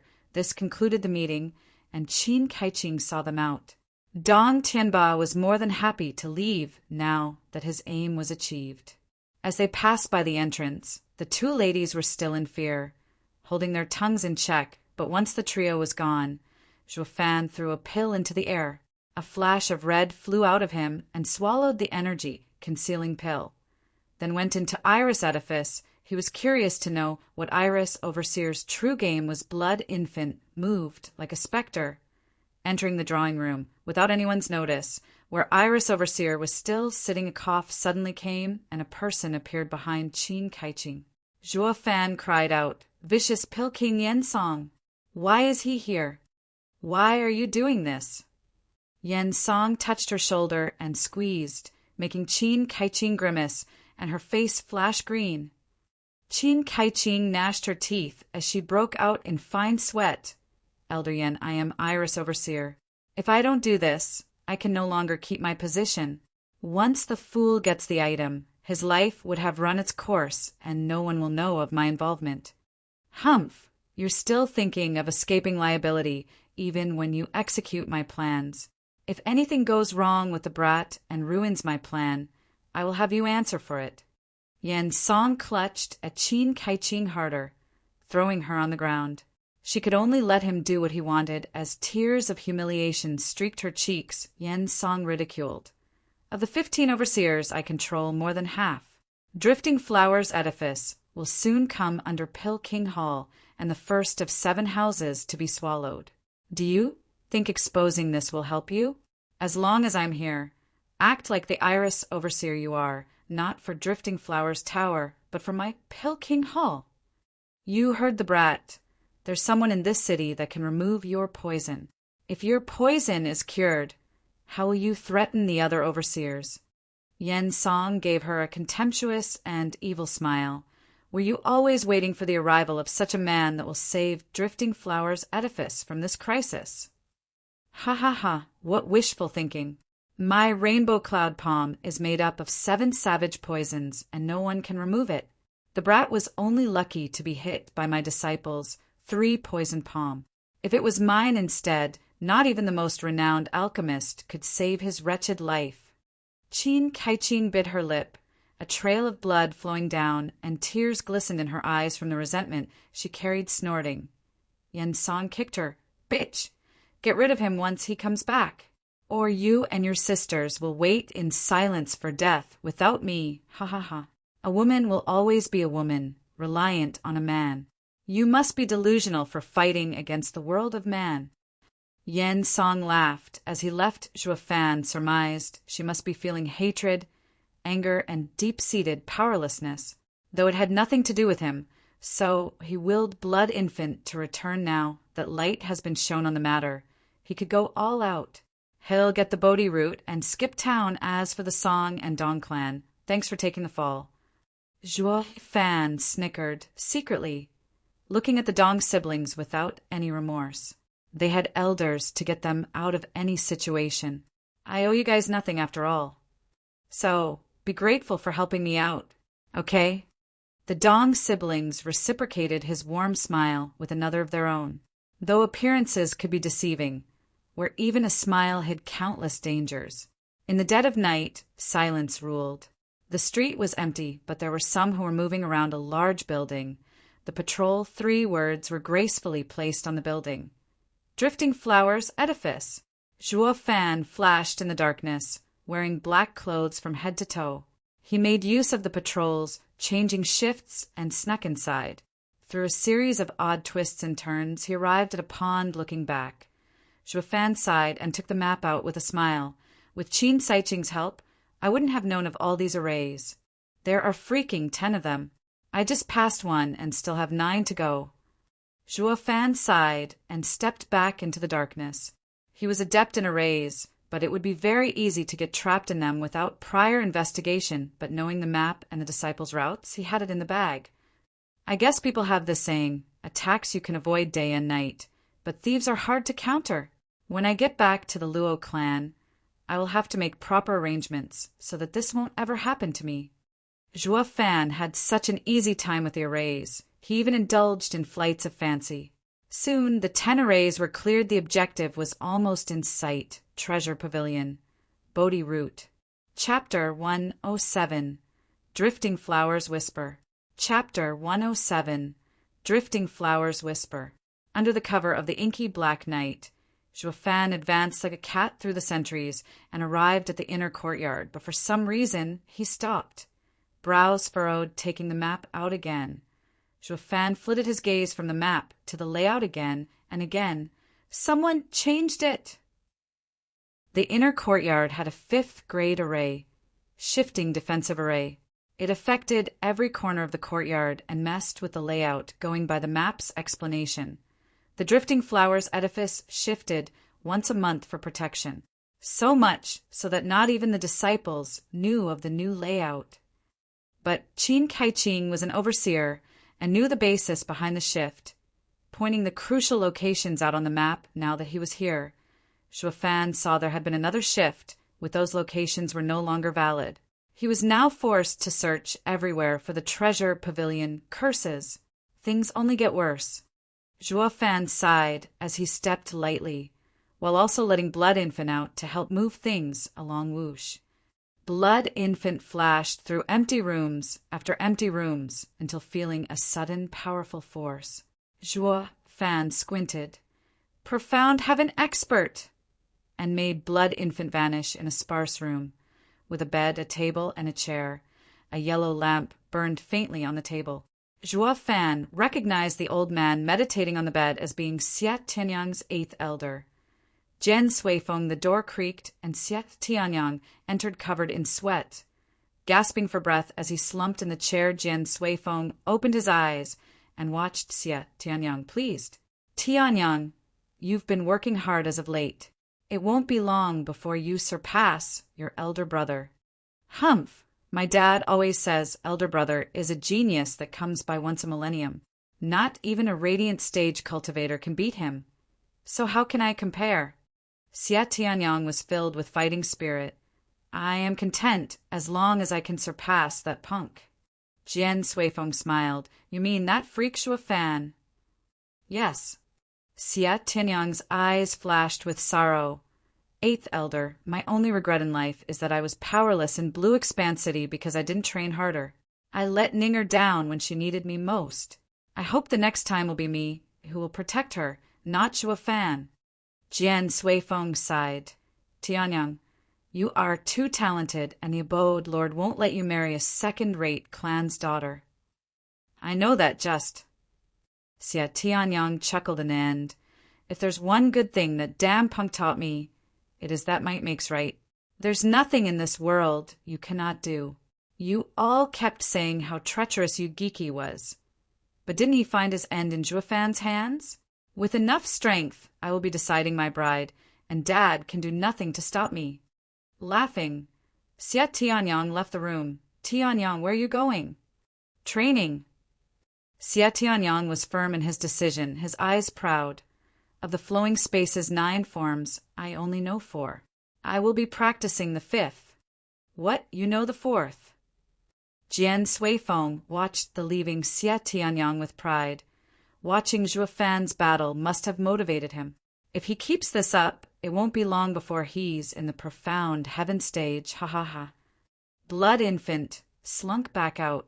Zhuo Fan shook his head. Didn't think Xia Tianyang took me as a rival. This is good. With his power, I can rest easy knowing he can protect Ning. Zhuo Fan moved Blood Infant to another room. But it was just another empty room from the map. Treasure Pavilion was always shifted close to the edifice Lord's Chambers. It wasn't near this empty one. But then where can her room be? Sister Dandan, give me a kiss, just one. Young Master Yen, please don't. AI, your fiancé Lin Tianyu, is already ruined by that brat. He can't make you happy, so let me. He suddenly heard 2 voices and moved Blood Infant inside the room, hoping to eavesdrop on some clues, but Zhuo Fan was shocked when Blood Infant entered. I beat the crap out of this disciple, but he is now mostly recovered. Pill King Hall's #1 alchemist sure deserves his fame, healing his protege to such an extent in a mere 3 days. Only a 7th-grade alchemist could do that as the disciple recovered, so did his lust. He was now on the bed, holding Xiao Dandan's hand without letting her go. His mind had to be in the gutter. Humph, perverted couple. None of you are worth a dime. I don't have time to waste on you. Zhuo Fan snorted inside. Yen Fu suddenly pulled Xiao Dandan into bed and loomed over her. Hey, fair lady, stay with me tonight. No, young Master Yen. The ladies of Drifting Flowers Edifice give themselves to their husbands only on their wedding night. What Drifting Flowers Edifice? It will all belong to Pill King Hall sooner or later anyway. Yen Fu's eyes became malevolent as he eyed Xiao Dandan with suspicion. Are you still pining for that impotent fiancé of yours? And no. Xiao Dandan cried. Then what are you waiting for? Let us enjoy ourselves. Yen Fu started to roam his hands around as Xiao Dandan's gave off powerless protests. Young Master Yen, don't. I need to pay my respects to my master each evening. Pay respects. Wasn't her master Peony Overseer? That meant following her would lead him closer to Treasure Pavilion. Zhuo Fan stopped in his tracks, and his heart burst with rage when he saw Yen Fu about to take advantage of Xiao Dandan. God damn it! Get the fuck down, bastard. Don't ruin my plans. She still needs to visit her master. Blood Infant entered Yen Fu in a flash. Yen Fu just loosened his waistband, but then felt a sharp pain in his stomach. With a waning face, he plopped on the floor. Xiao Dandan was still shivering even after he collapsed. She put him on the bed and covered him with the quilt, then left after wiping her tears, perhaps because of the fear she was in. She did not question why Yen Fu had blanked out and left. Zhuo Fan snickered as he sent Blood Infant on her trail. Yen Fu was no one important. He didn't want to earn vicious Pill King's rage because of the brat. So he only allowed the blood infant to suck up enough of Yen Fu's blood to knock him out following Xiao Dandan. Zhuo Fan soon arrived at a large building. The lamps were lit and the fragrance of women drifted for over 100 meters. Blood infant followed Xiao Dandan, who rushed to the door where she knocked Zhuo Fan, was startled, and sent blood infant inside. He found not only a woman, but also a man. She was very bold, and despite her veil, her chest was covered by a thin cloth while leaving her back bare open. Her promiscuous eyes landed on the man. He was a middle-aged man, with a split mustache that stared hotly at the woman's chest. How is this a seven noble house? It'd be better changing its name to brothel. Why is it that everywhere I go, I end up seeing these things? Zhuo Fan shook his head and sighed, but he was still a man and couldn't help but sneak another peek. Elder Lin, do you love me? The woman giggled, bobbing his head. The man was drooling. I love you with all my being, Peony Overseer. I, Lin Zitian, love you dearly, and even die for you. I only hope that Overseer would allow me a glimpse of your delicate features. He reached for her veil, but Peony Overseer dodged with a giggle. Elder Lin, you must first make me yours before taking my veil. I will. I will most certainly make you mine. Lin Zitian was overcome with lust. As if he never saw a woman in his life, Peony Overseer rolled her eyes.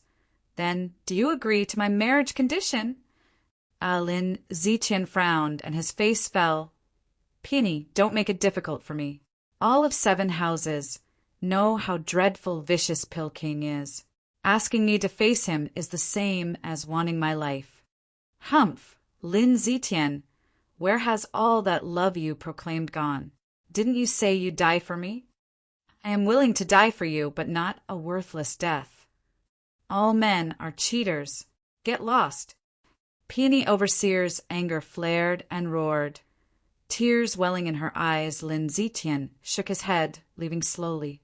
When he got to the door, he sighed. Peony, I know Drifting Flowers Edifice's situation and what you're thinking. But Drifting Flowers Edifice is hopeless. No one is willing to offend the Pill King Hall for you. If you have no safe place to turn to, look for me in Merry Woods. Lin Zitian left slowly, leaving Peony Overseer in tears. Chapter 108. Seeing Choo-Choo Again. Chapter 108. Seeing Choo-Choo Again. P. 4553R. Master. A delicate voice came from behind the Peony Overseer. She knew it was her disciple and hurried to wipe the tears away before turning around, but Xiao Dandan's disorderly appearance had her furious. What happened? Was it Yen Fu who messed with you this time? Did he do anything to you? Chewing her lip, Xiao Dandan held in her tears as she furiously shook her head. Master, he didn't do anything yet. Sighing, Peony Overseer showed tenderness as she caressed Xiao Dandan's head. Dandan, I was wrong to blame you. Master, I am fine. But you bore such shame all because you cared for Drifting Flowers Edifice. Don't say it. Peony Overseer interrupted her. Dandan, remember, the men of this world only know to hide their intention behind sweet words. They say they love you, that they die for you. But when push comes to shove, they will leave you. Never ever believe a man's sophistry. Xiao Dandan's eyes roamed around before muttering. Perhaps there is an exception. Dandan, what are you saying? Peony Overseers turned strict. All men of this world are heartless, with no exceptions. Lin Zitian is the same, his master is the same, and even the Yen Fu Humph, they only see us as a piece of meat. They will never stick out their necks for any of us. Women can only rely on themselves. No man is worthy of our trust. But Master, Xiao Dandan flushed. Didn't Zhuo Fan appear recently? I heard he ran amok in Blue Expanse City for one girl, killing Hell Valley's 7th elder. He was willing to defy Hell Valley for her. Isn't this love? Zhuo Fan. Peony Overseer gasped. I've never seen him and can't come to a decision of what kind of man he is. But rumors paint him as a bloodthirsty demon. His battle with Yu Giki may have had nothing to do with the girl. It could be a grudge he held against the 7th elder. But aren't these all rumors spread by Hell Valley? This is clearly done deliberately to defame him. Xiao Dandan spoke softly. Peony Overseer raised an eyebrow. Girl, why are you bringing him up? You have never saw him either. The Peony Overseer started to put things together. You've been strange of late, fussing and complaining about Lin Tianyu, while also going out to look for trouble. Was it all because you fancy Zhuo Fan? Zhuo Fan was stunned. You're saying this girl acted all spoiled and humiliated the Dong clan because of me? I don't remember having that much charm. Since when is my name enough to make a girl fall head over heels for me and ruin other clans' happiness? I guess being outstanding has its demerits. Zhuo Fan got his head in the clouds. Xiao Dandan was beet red, acting all bashful. Master, don't tease me. I was only hoping of finding such a man myself, one that was willing to stand up to the 7 houses for his girl. And that is why you found Lin Tianyu increasingly displeasing, right? Peony Overseer saw Xiao Dandan nod and sighed. Silly child. Even if such a man does exist, it doesn't mean you'll be fortunate enough to meet him. We, the women of Drifting Flowers Edifice, only marry people form large clans to preserve our standing. You must accept this fate. Xiao Dandan resigned and nodded sadly, sighing. Peony Overseer patted her shoulder. Dandan, I am tired. Please patrol around Treasure Pavilion in my stead. Yes, master. Xiao Dandan left with a bow. Zhuo Fan's eyes flashed in glee. He got what he wanted without even asking. It's like giving water to the thirsty. How convenient. He called Blood Infant back and slowly followed Xiao Dandan to the blind eyes of the master and disciple. After 15 minutes of twists and turns, he saw before him a 50 meters tall pagoda. If one paid attention, he would sense a strange energy around it, an array. Zhuo Fan narrowed his eyes and withdrew. This array was controlled by those who lived here. If he forced his way in, he'd attract the experts around. But why isn't this array on the map? Is it to mislead me, or did the Iris Overseer not know? Zhuo Fan was trying to figure out the reason, but hadn't much to go on. He threw the thought away in the end. He only planned to take the Bodhi route, then bolt. Why would he give it to her anyway?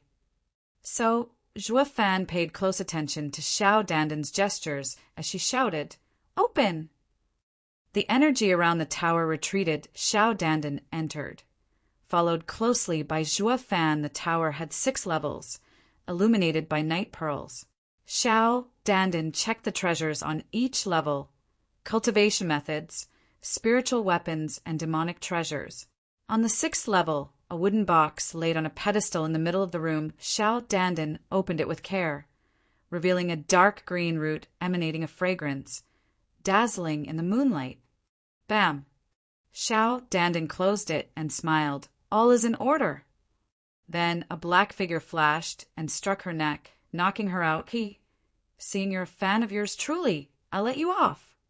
A black cloth fell, revealing Zhuo Fan's twisted smile. He opened the box and took the root, but the moment he touched it, he cried out, Damn it, it's a fake! Zhuo Fan was panicking. It looked so similar to the real thing that he didn't realize the difference until he touched it. The Bodhi root had vital essence. And even as a root, it was still alive, but this thing had the same looks and vibe as the real thing, except it had no vitality in it. This was clearly a countermeasure against robbers. Squinting, Zhuo Fan was beginning to doubt if Qin Kaiqing was in on this. But what was the point of making him steal a fake? Is it to fool Vicious Pill King? He put the root in the box and stashed it in his ring. Since it was fake, he might as well give it to Iris Overseer and see her reaction.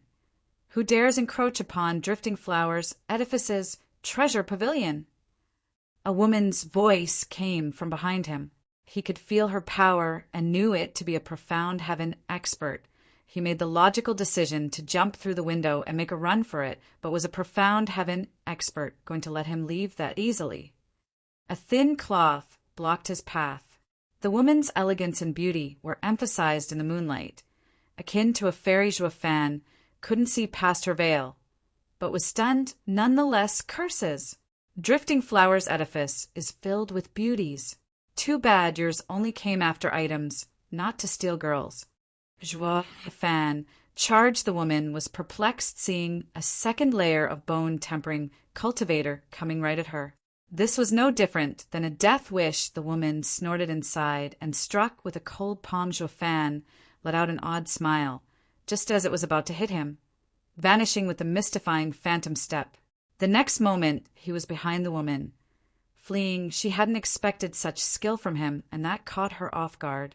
Her delayed reaction allowed him to flee with a dozen meters advantage, but she was a profound heaven expert, and she managed to catch up. Her fair hand caught his shoulder as she turned. With a squeeze, Joafan halted on the spot. "He got you." Joafan grinned. Instead of throwing her off, he grabbed her hand, not letting it go. At the same time, lightning cracked as his wings unfolded. The lightning wings were a sixth-grade demonic treasure, and would send even this profound heaven expert to her doom. Joafan was using a dirty and savage trick. But this was what he excelled at, feeling the danger. The woman released all her power. The cold Yuan Qi flung Joafan's hand away. He withdrew his wings and cried, "Sister Choo Choo." The woman was shocked beyond belief. "Don't tell me you're—" Joafan didn't hope to have been found out so soon, but he chose to make use of the shock to disappear into the night. Choo Choo was left standing there, still baffled. Chapter 109.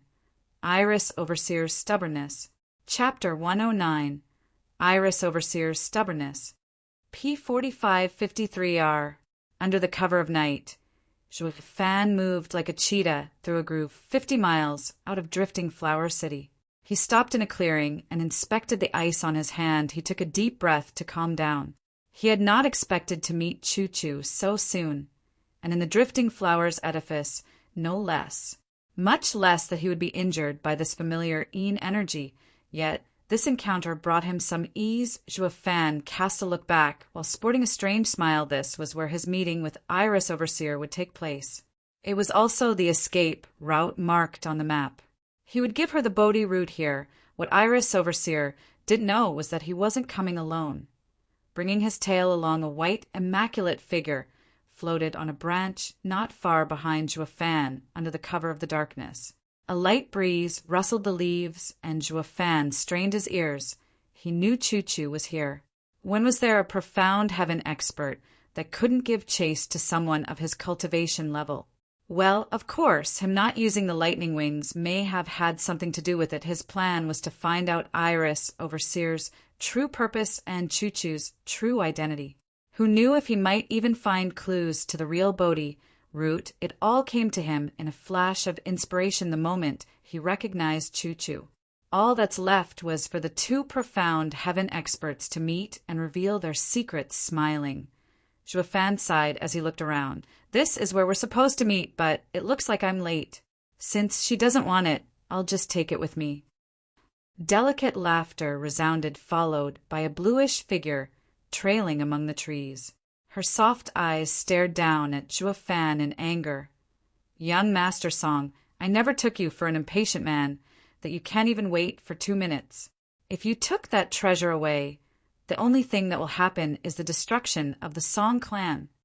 I know that, but you should also know this item is a headache for us third-rate clans. The longer we have it, the more dangerous it will be." "Ha ha ha. Young Master Song is a wise man. Then please hand it over."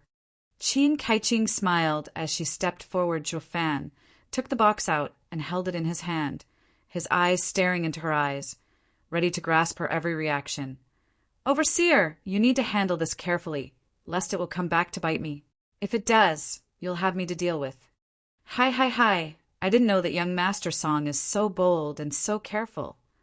Qin Kaiqing giggled, but then her eyes flashed when she opened the box. Joafan also noticed. "Yes, this is Drifting Flowers Edifice, Lord's treasure, Bodhi root." Iris Overseer nodded pleasantly. "Young Master Song, you've done well." Joafan lifted an eyebrow as he gave her a deep look. He was clear Qin Kaiqing knew this thing was a fake, but pretended otherwise. Her aim was obvious, for him to steal the fake and not the real Bodhi root, all to deceive vicious Pilking. Just as he thought, an aged voice cackled when Iris Overseer spoke. Vicious Pill King floated next to her. Who are you? Zhuo Fan faked surprise and retreated a step, snorting. Yen Song watched Zhuo Fan in contempt. He, foul punk, you fought my disciple. Did you forget already? But that is only normal since you were unconscious. You hurt me. Zhuo Fan put on a pondering look, then shouted. Oh, I know, when I was trashing that bastard Yen Fu so hard, a damn old coot jumped me. You're that son of a bitch? Yen Song's eyes flashed, and his beard trembled from rage in the entire Tianyu Empire. Who the hell would dare curse him? But that was nothing compared to saying he jumped a kid. He was the #1 alchemist in Pill King Hall, the vicious Pill King. Once word got out, he sneak attacked a bone-tempering junior. His face would be thrown in the mud. He rushed to amend this. Punk, that was just to teach you a lesson. Humph, shameless geezer, admit you jumped me. You're so old, and yet you and your disciple colluded against me from the start. Humph, so this is how Pill King Hall acts. Strength does come in numbers. Zhuo Fan mocked. As if grieved from the injustice of it, all Qin Kaiqing laughed, while Yen Song was turning purple. This punk is too ridiculous. When did my disciple and I collude against him? If this got out, he'd be the laughing stock of the empire. The 7 houses' disciples picking on other clans was a common occurrence. But if an elder joined too, and against a third-rate clan no less, it would be utter humiliation worse.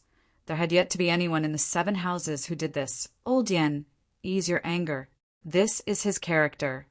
He is quick to anger those around him. Don't get angry, Qin Kaiqing advised Yen Song, but in the end, she had to hide her smile glaring at her. Yen Song's towering rage only grew. Humph, damnable punk, you're dead anyway. Talk all you want. Yen Song gnashed his teeth, his rage-filled eyes wiped the smile off Qin Kaiqing's face. Don't laugh and take it out. Qin Kaiqing presented the box, and Vicious Pill King opened it. His 2 eyes narrowed. Bam. Yen Song threw the box on the ground, crushing the Bodhi root inside to pieces. Qin Kaiqing cried in shock. Elder Yen, why? It's a fake. That is no Bodhi root. Yen Song stared coldly at her. Qin Kaiqing jerked, her face baffled. Fake how? This Bodhi root has always been safeguarded in the treasure pavilion. She is about to come out of seclusion, and so it doesn't make sense. Unless... Qin Kaiqing cast her suspicious eyes on Zhuo Fan, treading closer with killing intent. Young Master Song, I thought you knew when to retreat, even if you are not the type of man that does so. I never took you for someone who would switch items. You doubt me. Zhuo Fan put on a fearful face as he fled. Ready to spread his wings, he now had what he wanted and uncovered her ploy. She, a woman of power, didn't do it herself and used him, a stubborn bone-tempering cultivator, so she could shift the blame on him regardless if Yen Song was duped by the fake Bodhi root or not. She would still shift the blame on him. Yen Song would then blame her for her poor choice in men and would not tell her to go for the Bodhi root again. The Bodhi root would be saved and she was free from Yen Song's coercion. And all at the low cost of a third-rate clan's kid. Wasn't this a win-win situation?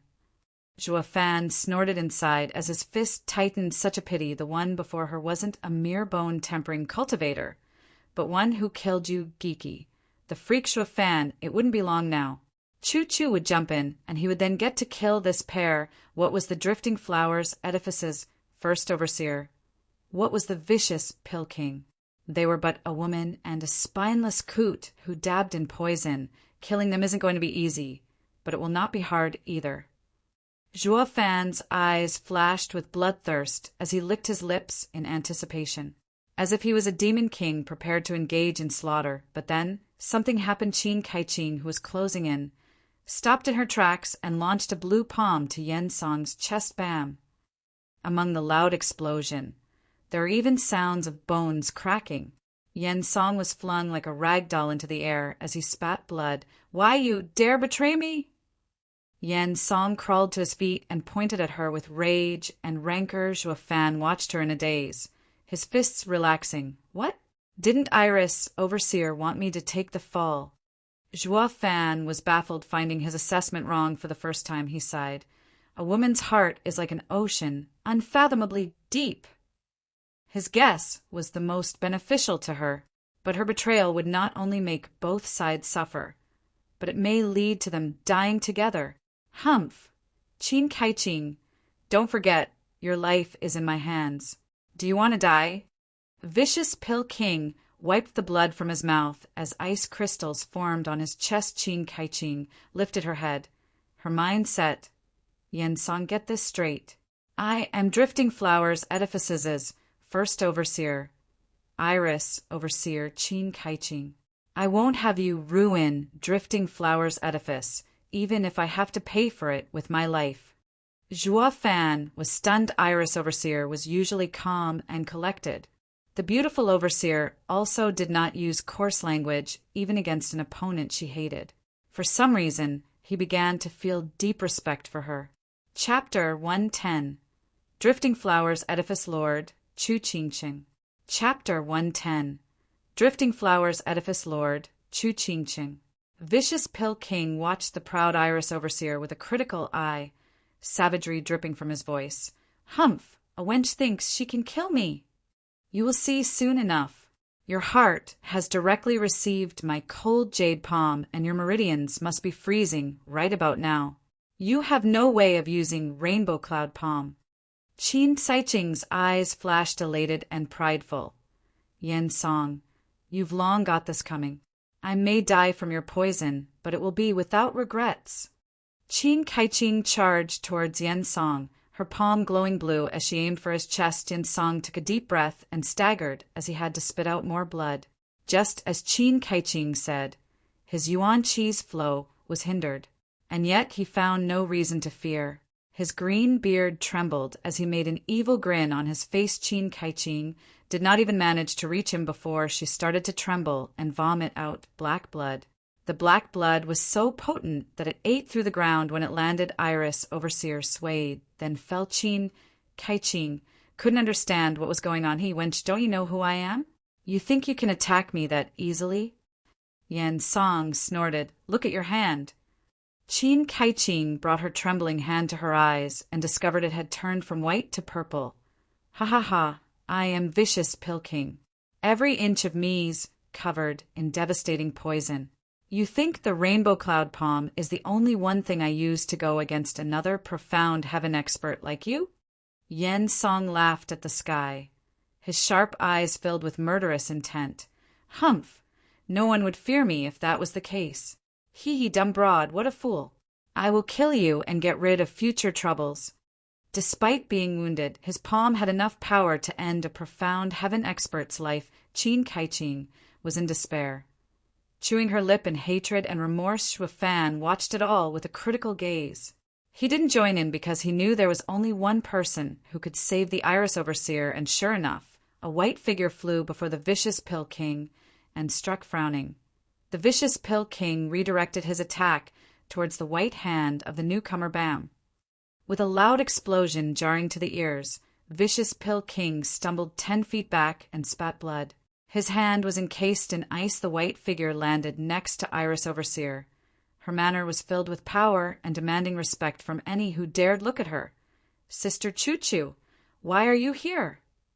Joie Fan still had to fake he knew she was hiding nearby. Were you always behind me? Humph, you stole from Drifting Flowers Edifice and think I could not catch up? Choo Choo glared at Joie Fan. Joie Fan was startled as he gave a pretending cry. What? Sister Choo Choo, you're from Drifting Flowers Edifice? Which overseer are you then? Joie Fan looked anywhere else but at her, like a child who knew he did something wrong. He tried to prove his innocence as he pointed at Qin Kaiqing. Sister Choo Choo, it's not my fault I was forced. It's her. She is your traitor. She is the one to blame, not me. Shaking her head, Choo Choo held her forehead in anger. You brat, you dare say this when you don't have the courage to take responsibility? You deserve to be punished. She then leaned over Qin Kaiqing to check her wounds. It's ruined. Qin Kaiqing lifted her heavy head with difficulty as tears streamed down. Forgive me. I betrayed Drifting Flowers Edifice. Bam! Vicious Pill King cracked the ice on his hand and glared at Choo Choo. Profound ranked martial art, arcane moon art. Ha ha ha! Drifting Flowers Edifice Lord. Chu Ching Ching, you finally show yourself. How is your wound, I wonder? Would you like me to ease your pain? What, Sister Choo Choo, your Drifting Flowers Edifice Lord Chu Ching Ching? Zhua Fan watched her beautiful figure in stunned silence. He wasn't faking it this time. The Scourge woman he met in the slums was actually Drifting Flowers Edifice Lord? What was she doing there? Since he couldn't make heads or tails of it, he pushed this question aside. What upset Zhua Fan even more was that Chu Ching Ching was called the #1 beauty in the empire. And he did witness her visage, once who could have those impeccable features, if not Chu Ching Ching? He never questioned her identity, making him doubt if his brain had a screw loose to be this foolish. But when did I become so foolish? It was when I saw Choo Choo's face. Zhua Fan sighed. Even now, he felt relaxed when he recalled that image. To think a woman could actually possess such charm. The him of before would never have imagined it possible, ignoring both of their gazes. Chu Ching Cheng watched Qin Saiching's wound, and a bottle appeared in her hand. She opened it, and the sweet smell had the two people's eyes flash with greed. Bodhi Jade Sap. Senior sister, I know how much you care for Drifting Flowers Edifice. Forgive me. I failed as a lord and made you suffer. Chu Ching Ching moved the blue veil a bit and let a drop fall on Qin Saiching's mouth. Qin Saiching's body began shining in a green hue, filled with endless vitality. Even the grass beneath her began to grow. Unchecked, the poison on her hand had also retreated, and wasn't long before it recovered its white color. The greedy Yen Song, and Zhua Fan gulped. Their eyes fixed on the bottle. It was the second time he saw Bodhi Jade Sap's effect, and its endless vitality left him in awe all the same. Ah, no, another drop ruined. Zhua Fan lamented, considering whether or not to steal the bottle. This thought was on Yen Song's mind too. Bodhi Jade Sap, is a legendary cure. How mystical. Vicious Pill King licked his lips. Lord Chu, how about we make a deal? That hag is about to die, and Drifting Flowers Edifice will collapse without you. Give me the Bodhi root, and I will give you Rainbow Cloud Palms antidote. It will ensure the survival of your Drifting Flowers Edifice. Humph! Bodhi root is the basis of Drifting Flowers Edifice. Without it, Pill King Hall would run amok, and Drifting Flowers Edifice would lose its place among the 7 houses. Do you take me for a 3-year-old, Yen Song? Chu Ching Ching's eyes with bone-deep hatred and grandmother's vengeance. Ha ha ha, those old hags were narrow-minded. Serve them right. Lord Chu, I advise against making the same mistake. Vicious Pill King laughed in mockery. Chu Ching Ching tightened her fists. Iris, overseer, gasped a few times and got up weakly, her pale face glaring at Yen Song. Ching Cheng, I wounded him, and now he can't use profound, ranked martial art. Together we can end this geezer. But senior sister, what of the poisoned overseers? Pain laced her gaze, but soon her focus recovered. Iris, overseer, said, everything is for Drifting Flowers Edifice's future, even the death of all overseers. Ching Cheng, attack. Chu Ching Ching was still reticent as Qin Kai Ching shouted, Ching Ching, we will never get the chance to kill this old dog again.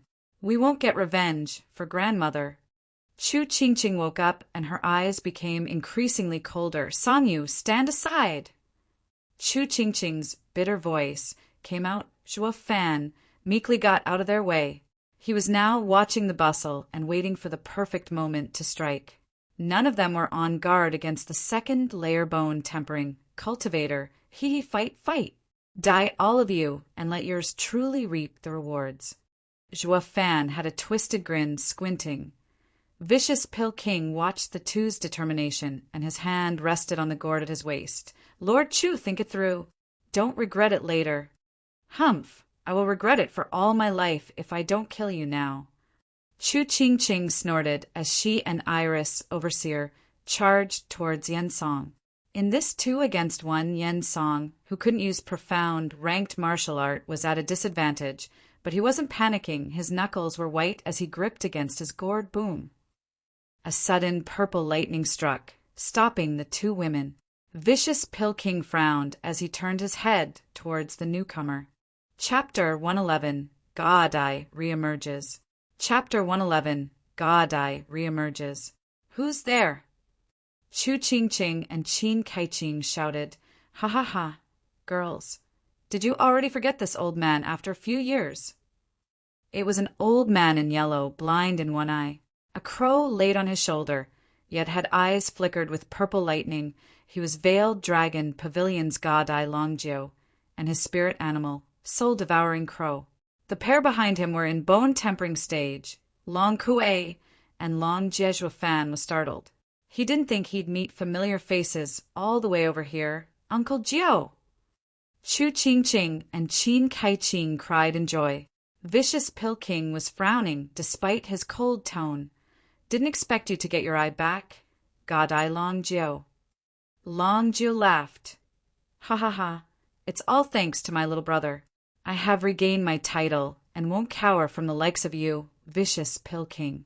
Vicious Pilking's face twitched, but his heart cursed to high heaven's God-Eye. Longjio's recovery of his purple lightning gold eye was akin to meeting his archenemy. The rainbow cloud palm had always been ineffective against Longjio after losing his eye. Longjio was downcast. So Yen Song didn't pay him any attention. But now he was back. Vicious Pilking squinted.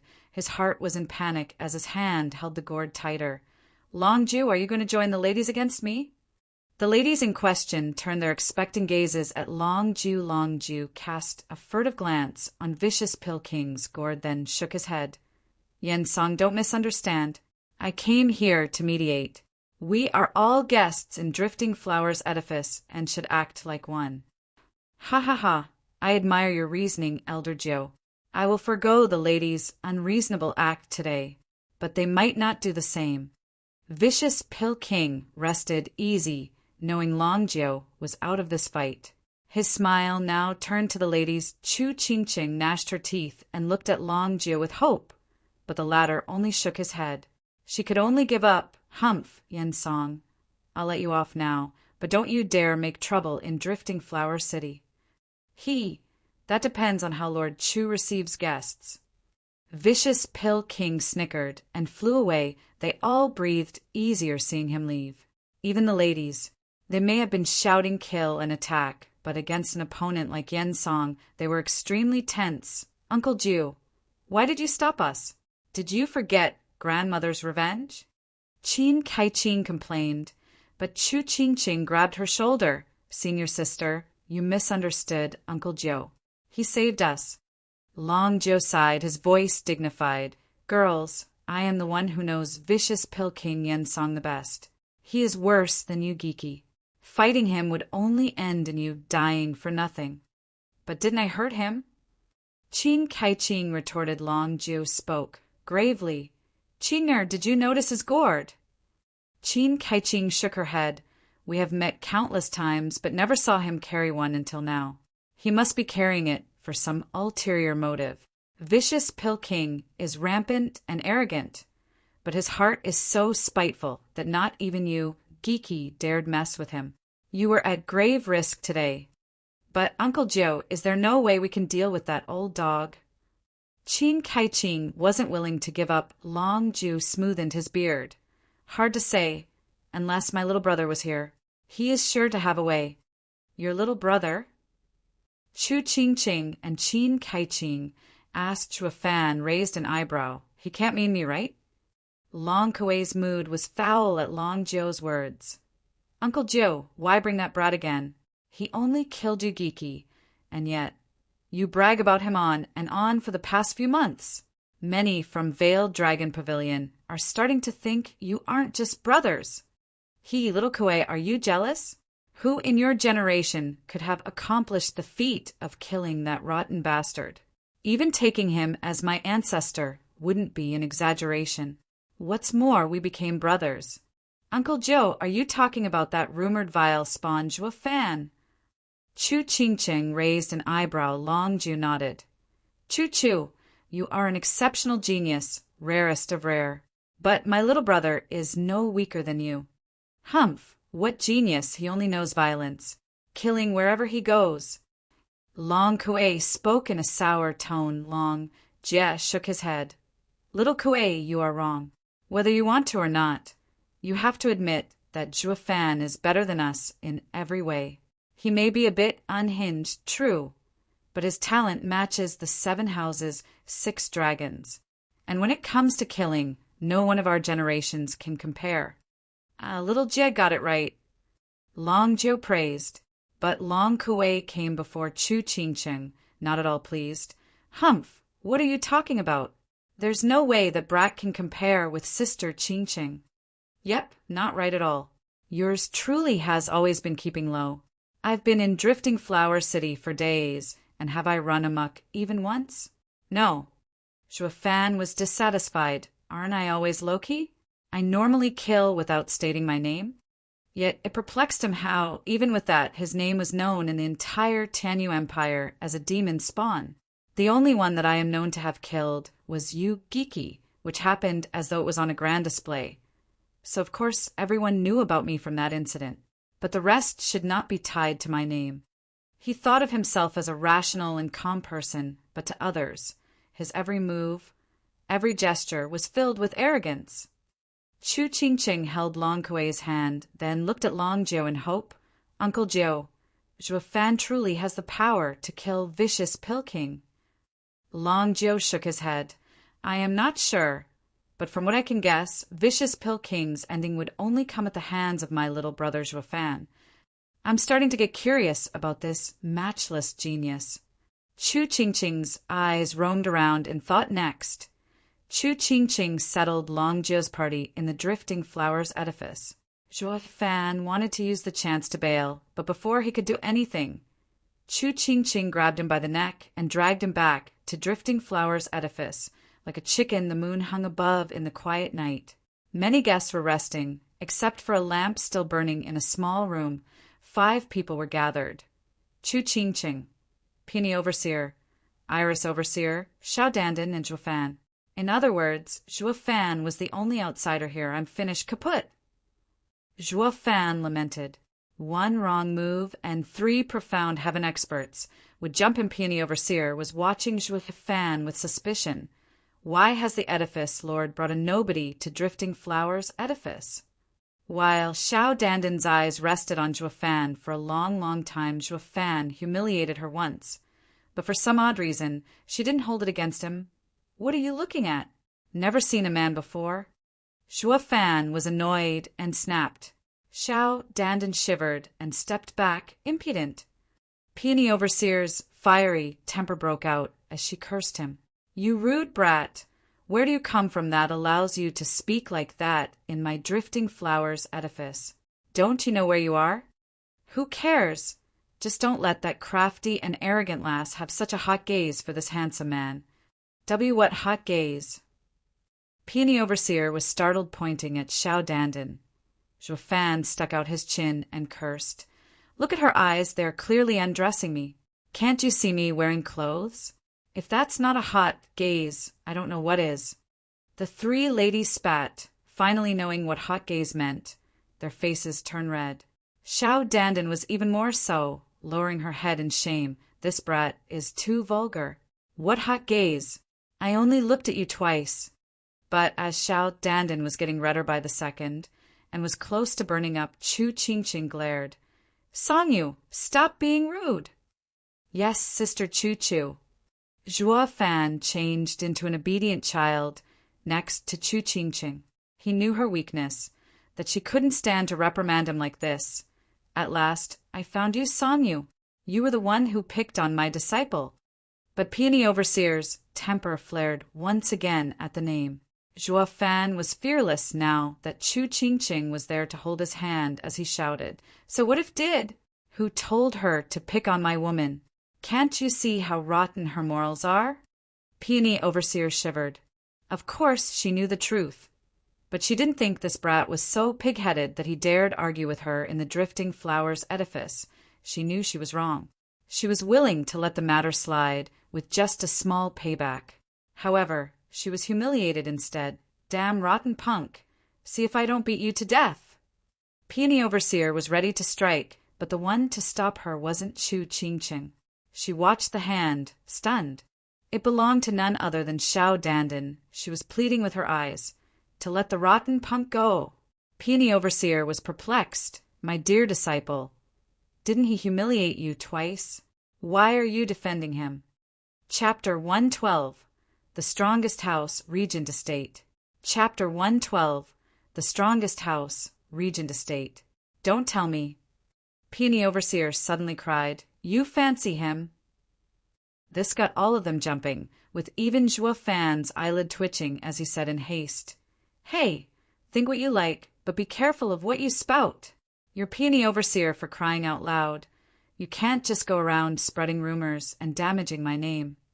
Do you even have a reputation? Why do you sound like you're the one losing out if my disciple likes you? Peony Overseer was furious. How could Xiao Dandan like a reckless and impudent brat like him? But now his words set her temper off. What's wrong about my disciple that you find unacceptable to you? In a fit of anger, Peony Overseer's rage shifted from her blind disciple to enforcing marriage on Zhuo Fan. By the looks of it, it may even come to fighting if Zhuo Fan kept refusing. Xiao Dandan was red as a tomato, but was also let down by Zhuo Fan's reaction. She cried, Master, that's not what I mean. Stop rambling. Then what do you mean? Peony Overseer looked with askance at her and resentful of her attitude. Looking up at Zhuo Fan, Xiao Dandan muttered, I only thought he is a rarity in this world, sticking out for that lady and standing against Drifting Flower's edifice. The world actually has another man willing to sacrifice himself for a woman. Him? A good man? Peony Overseer mocked. It is fine to be hot-blooded and reckless if he had Zhuo Fan's strength, but he is weak and still has the nerve to offend the 7 houses. He is just suicidal. If he had offended any other house besides Drifting Flower's edifice, he'd be lying cold on the ground by now. He was fortunate to meet Edifice Lord who saved him, or Yen Fu would have killed him. Yes, last time it was Ching-ching who saved young Master Song. Iris Overseer raised an eyebrow. Chu Ching-ching nodded. That was pure coincidence. Once I got back, I would mention it to Peony Overseer and to Rain and her disciple, not to stir up trouble. Drifting Flower City is the only place where women have the last say in things. I don't want for women to fight against each other here. Yes, I will be sure to rein her in. Peony Overseer rushed to make a bow to Chu Ching-ching and pulled Xiao Dandan to do the same. Chu Ching-ching dismissed it. It's all in the past. We have gathered here tonight for one purpose, the theft of the treasure pavilion. Chu Ching-ching turned to Iris Overseer and Zhuo Fan. You too, explain what happened. Zhuo Fan was indifferent in his retelling, yet he didn't miss a detail. I am the victim here. Go punish her. Peony Overseer and Xiao Dandan cried in shock. Who'd have conceived it possible Iris Overseer was a traitor? Chu Ching-ching saw anger in their eyes and urged, Don't be anxious. Iris Overseer hasn't truly defected from Drifting Flower's edifice. She knew I carried the Bodhi root with me at all times, yet still sent Song Yu to steal it.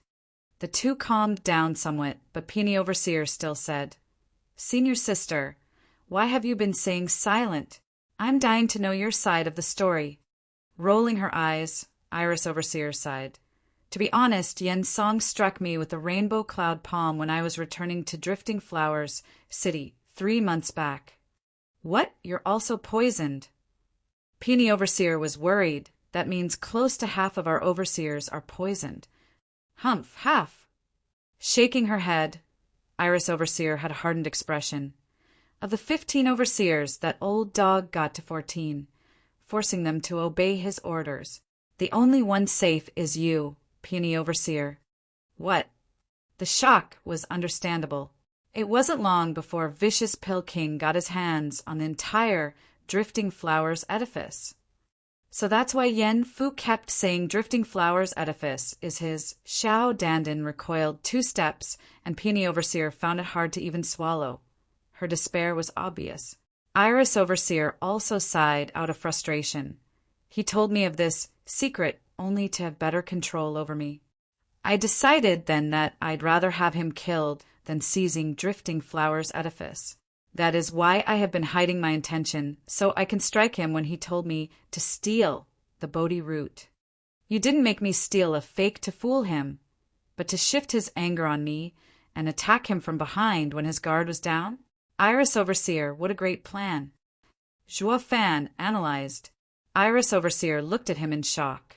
Young Master Song, I never knew you were so smart. Not at all like the stubborn oaf you appear to be. Ah, just a wild guess, ha, ha, ha. Zhuo Fan scratched his head and faked clueless once again. What a blunder. The Song Yu he played was an impulsive and reckless man, not one capable of deep though. Putting together a sly mind and a strong body, what would you get? Zhuo Fan. Luck was with him this time, as they thought it was odd. However, they were not suspicious of his identity. An oaf of a brat who hit the nail on the head, sometimes senior sister, sorry for being hard on you. Peony Overseer took Iris Overseer's hand as tears welled in her eyes. Qin Kai-Qin patted her hand and chuckled. These 2 women had sacrificed much for Drifting Flowers Edifice and took all the responsibility on their shoulders, senior aunt. Did you succeed in your attack on that old dog? Xiao Dandan asked. Zhuo Fan sneered at this. Oh, please, and here I thought I was one who disliked using his brains. But in fact, yours seems non-existent. If she succeeded, you'd be toasting right now. Why would you all be wailing and sobbing here at this point? Xiao Dandan blushed and glared at him. Zhuo Fan's callous words broke the sisterly mood between Peony Overseer and Iris Overseer. Their tears just went and disappeared. Rotten punk, can't you read the mood? I should have known better than to expect delicacy from you. Peony Overseer flared again as she ranted. The others broke in a small smile, while Zhuo Fan rolled his eyes. Peony Overseer, don't mind him. Song Yu speaks before he thinks. Chu Qingqing glared at him, then acted like a big sister, trying to make amends for her little brother. Peony Overseer noticed this subtle difference quickly. With Edifice Lord protecting him, she no longer pursued it, and her face changed into worry. Edifice Lord, with how can senior sister put it? Drifting Flowers Edifice is in imminent danger. What do we do now? Chu Qingqing took a deep breath, her eyes flickering. We aren't nearly enough to deal with Pilking Hall. We need to find outside help. From the other houses? Iris Overseer shook her head. From the start, the 7 houses only cared about themselves. Even Uncle Ju, who is closest to us, was fearful of vicious Pilking, who would stick their necks out for us. Yes, no man can be trusted. Peony Overseer had only hatred from being abandoned in her chambers, her eyes flickering with wisdom. Chu Qingqing showed a smile. Others may not be trustworthy, but he will surely help us. Who? Was the unanimous question. Chu Qingqing grinned. The strongest house. Their eyes shined as hope was rekindled, though Zhuo Fan frowned and muttered, the Regent Estate. Among the 7 noble houses, everyone was arrogant, everyone thought highly of themselves. But there was one house that was recognized as the strongest, the one who stood above them for the past 1,000 years, the Regent Estate. The Regent Estate's power was 3 levels higher than any house among them. No house alone could defeat it. Who'd have thought that the Regent Estate's men were also joining in the 100-pill meeting, though their numbers and strength were unknown.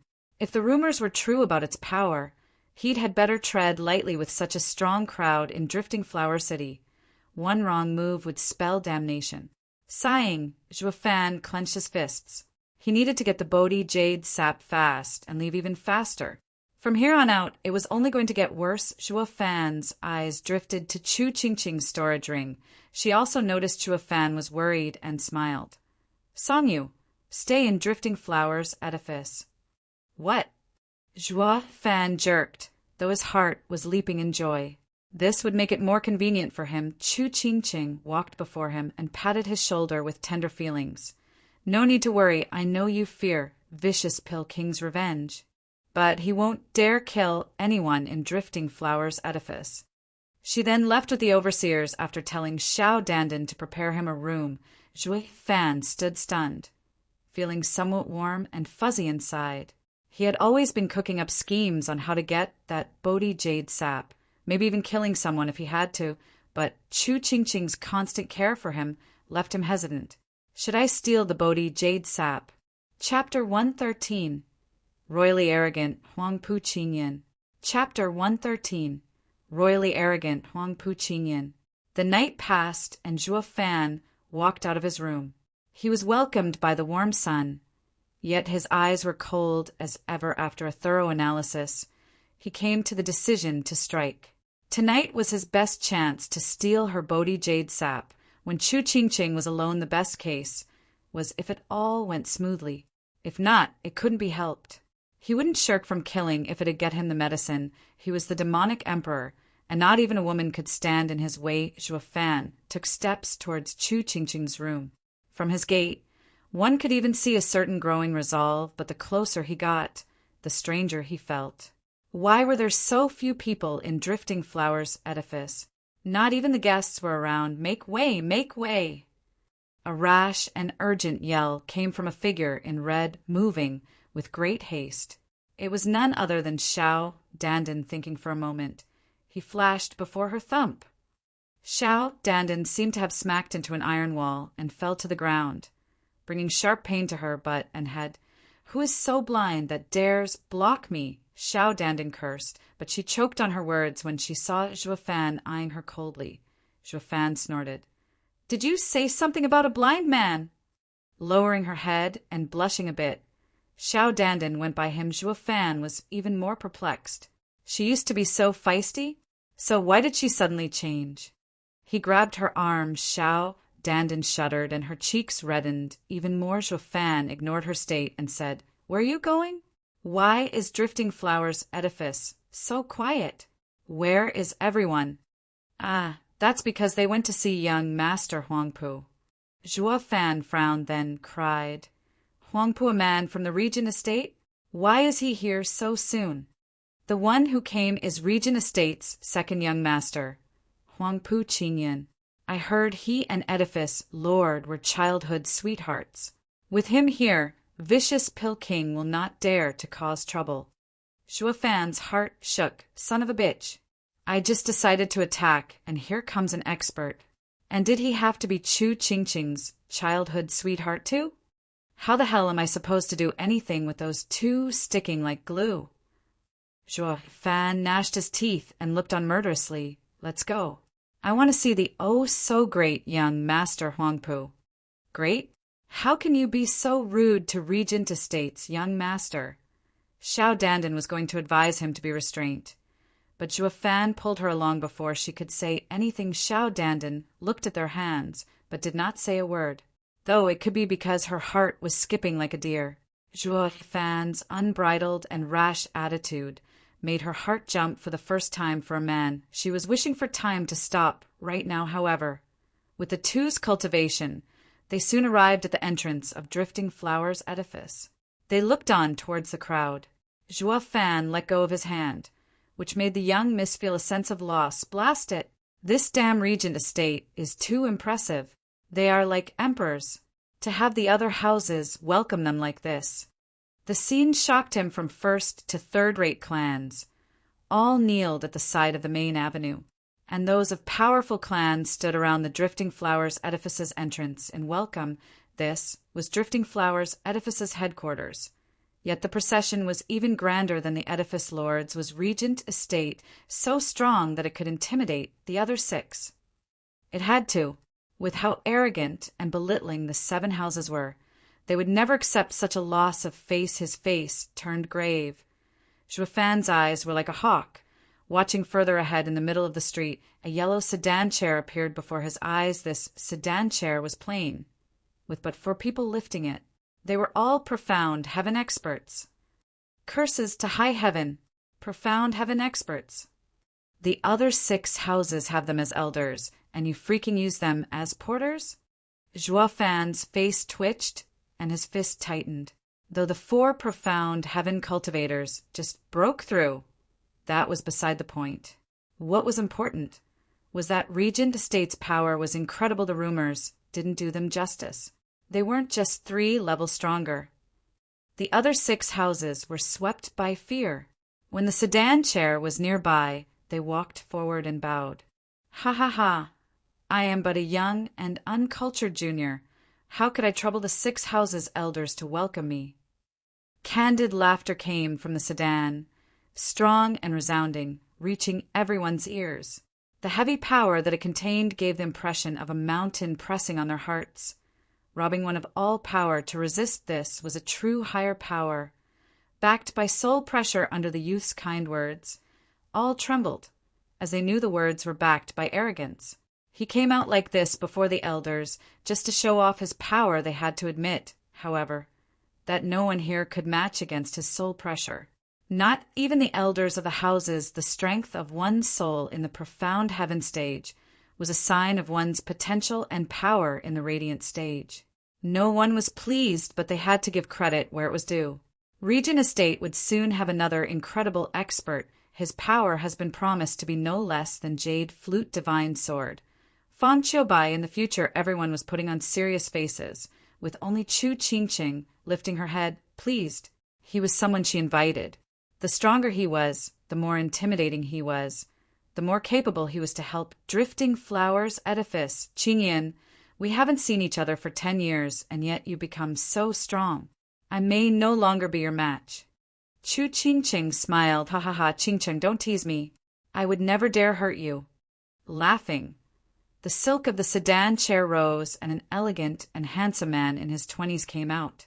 The flicker in his eyes was far stronger than those possessed by the elders, and he also had a golden glow around him. 2nd layer of profound heaven, a body cultivator. Zhuo Fan squinted. Zhuo Fan managed to kill Yugiki so easily because that man was a mere schemer. He did not have an unyielding body to brave through any army, however. This profound heaven body cultivator was a headache to deal with, and that wasn't the least of it. Zhuo Fan sighed and looked at Hell Valley's 5th elder. He noticed some time ago that this elder also had a version of the diamond body. Not even Zhuo Fan could handle 2-body cultivators. Things are getting complicated. Zhuo Fan clicked his tongue. Xiao Dandan thought he was worried about Drifting Flowers Edifice and consoled him. I didn't take you for such a kind man, one to worry for our sake. But don't worry, with young master Huang Pu Qingyan, the vicious pill king will have to obediently give up the antidote. Humph! Who the hell cares about you? He shook his head, but his eyes flashed when he gazed at Huang Pu Qingyan. He isn't an easy man to deal with. For the first time in his life, a tremor ran through Huang Pu Qingyan, and he turned his attention in Zhuo Fan's direction. Seeing him with Xiao Dandan, he squinted. Qingqing, since when does Drifting Flowers Edifice welcomes men? Chu Qingqing also looked at Zhuo Fan and spoke with amusement. He is a son-in-law of ours. Don't you know Drifting Flowers Edifice had men marrying in? Raising an eyebrow, Huang Pu Qingyan nodded. To marry into the Drifting Flowers Edifice, he must be a man of greatness. I wonder when I will have that honor too.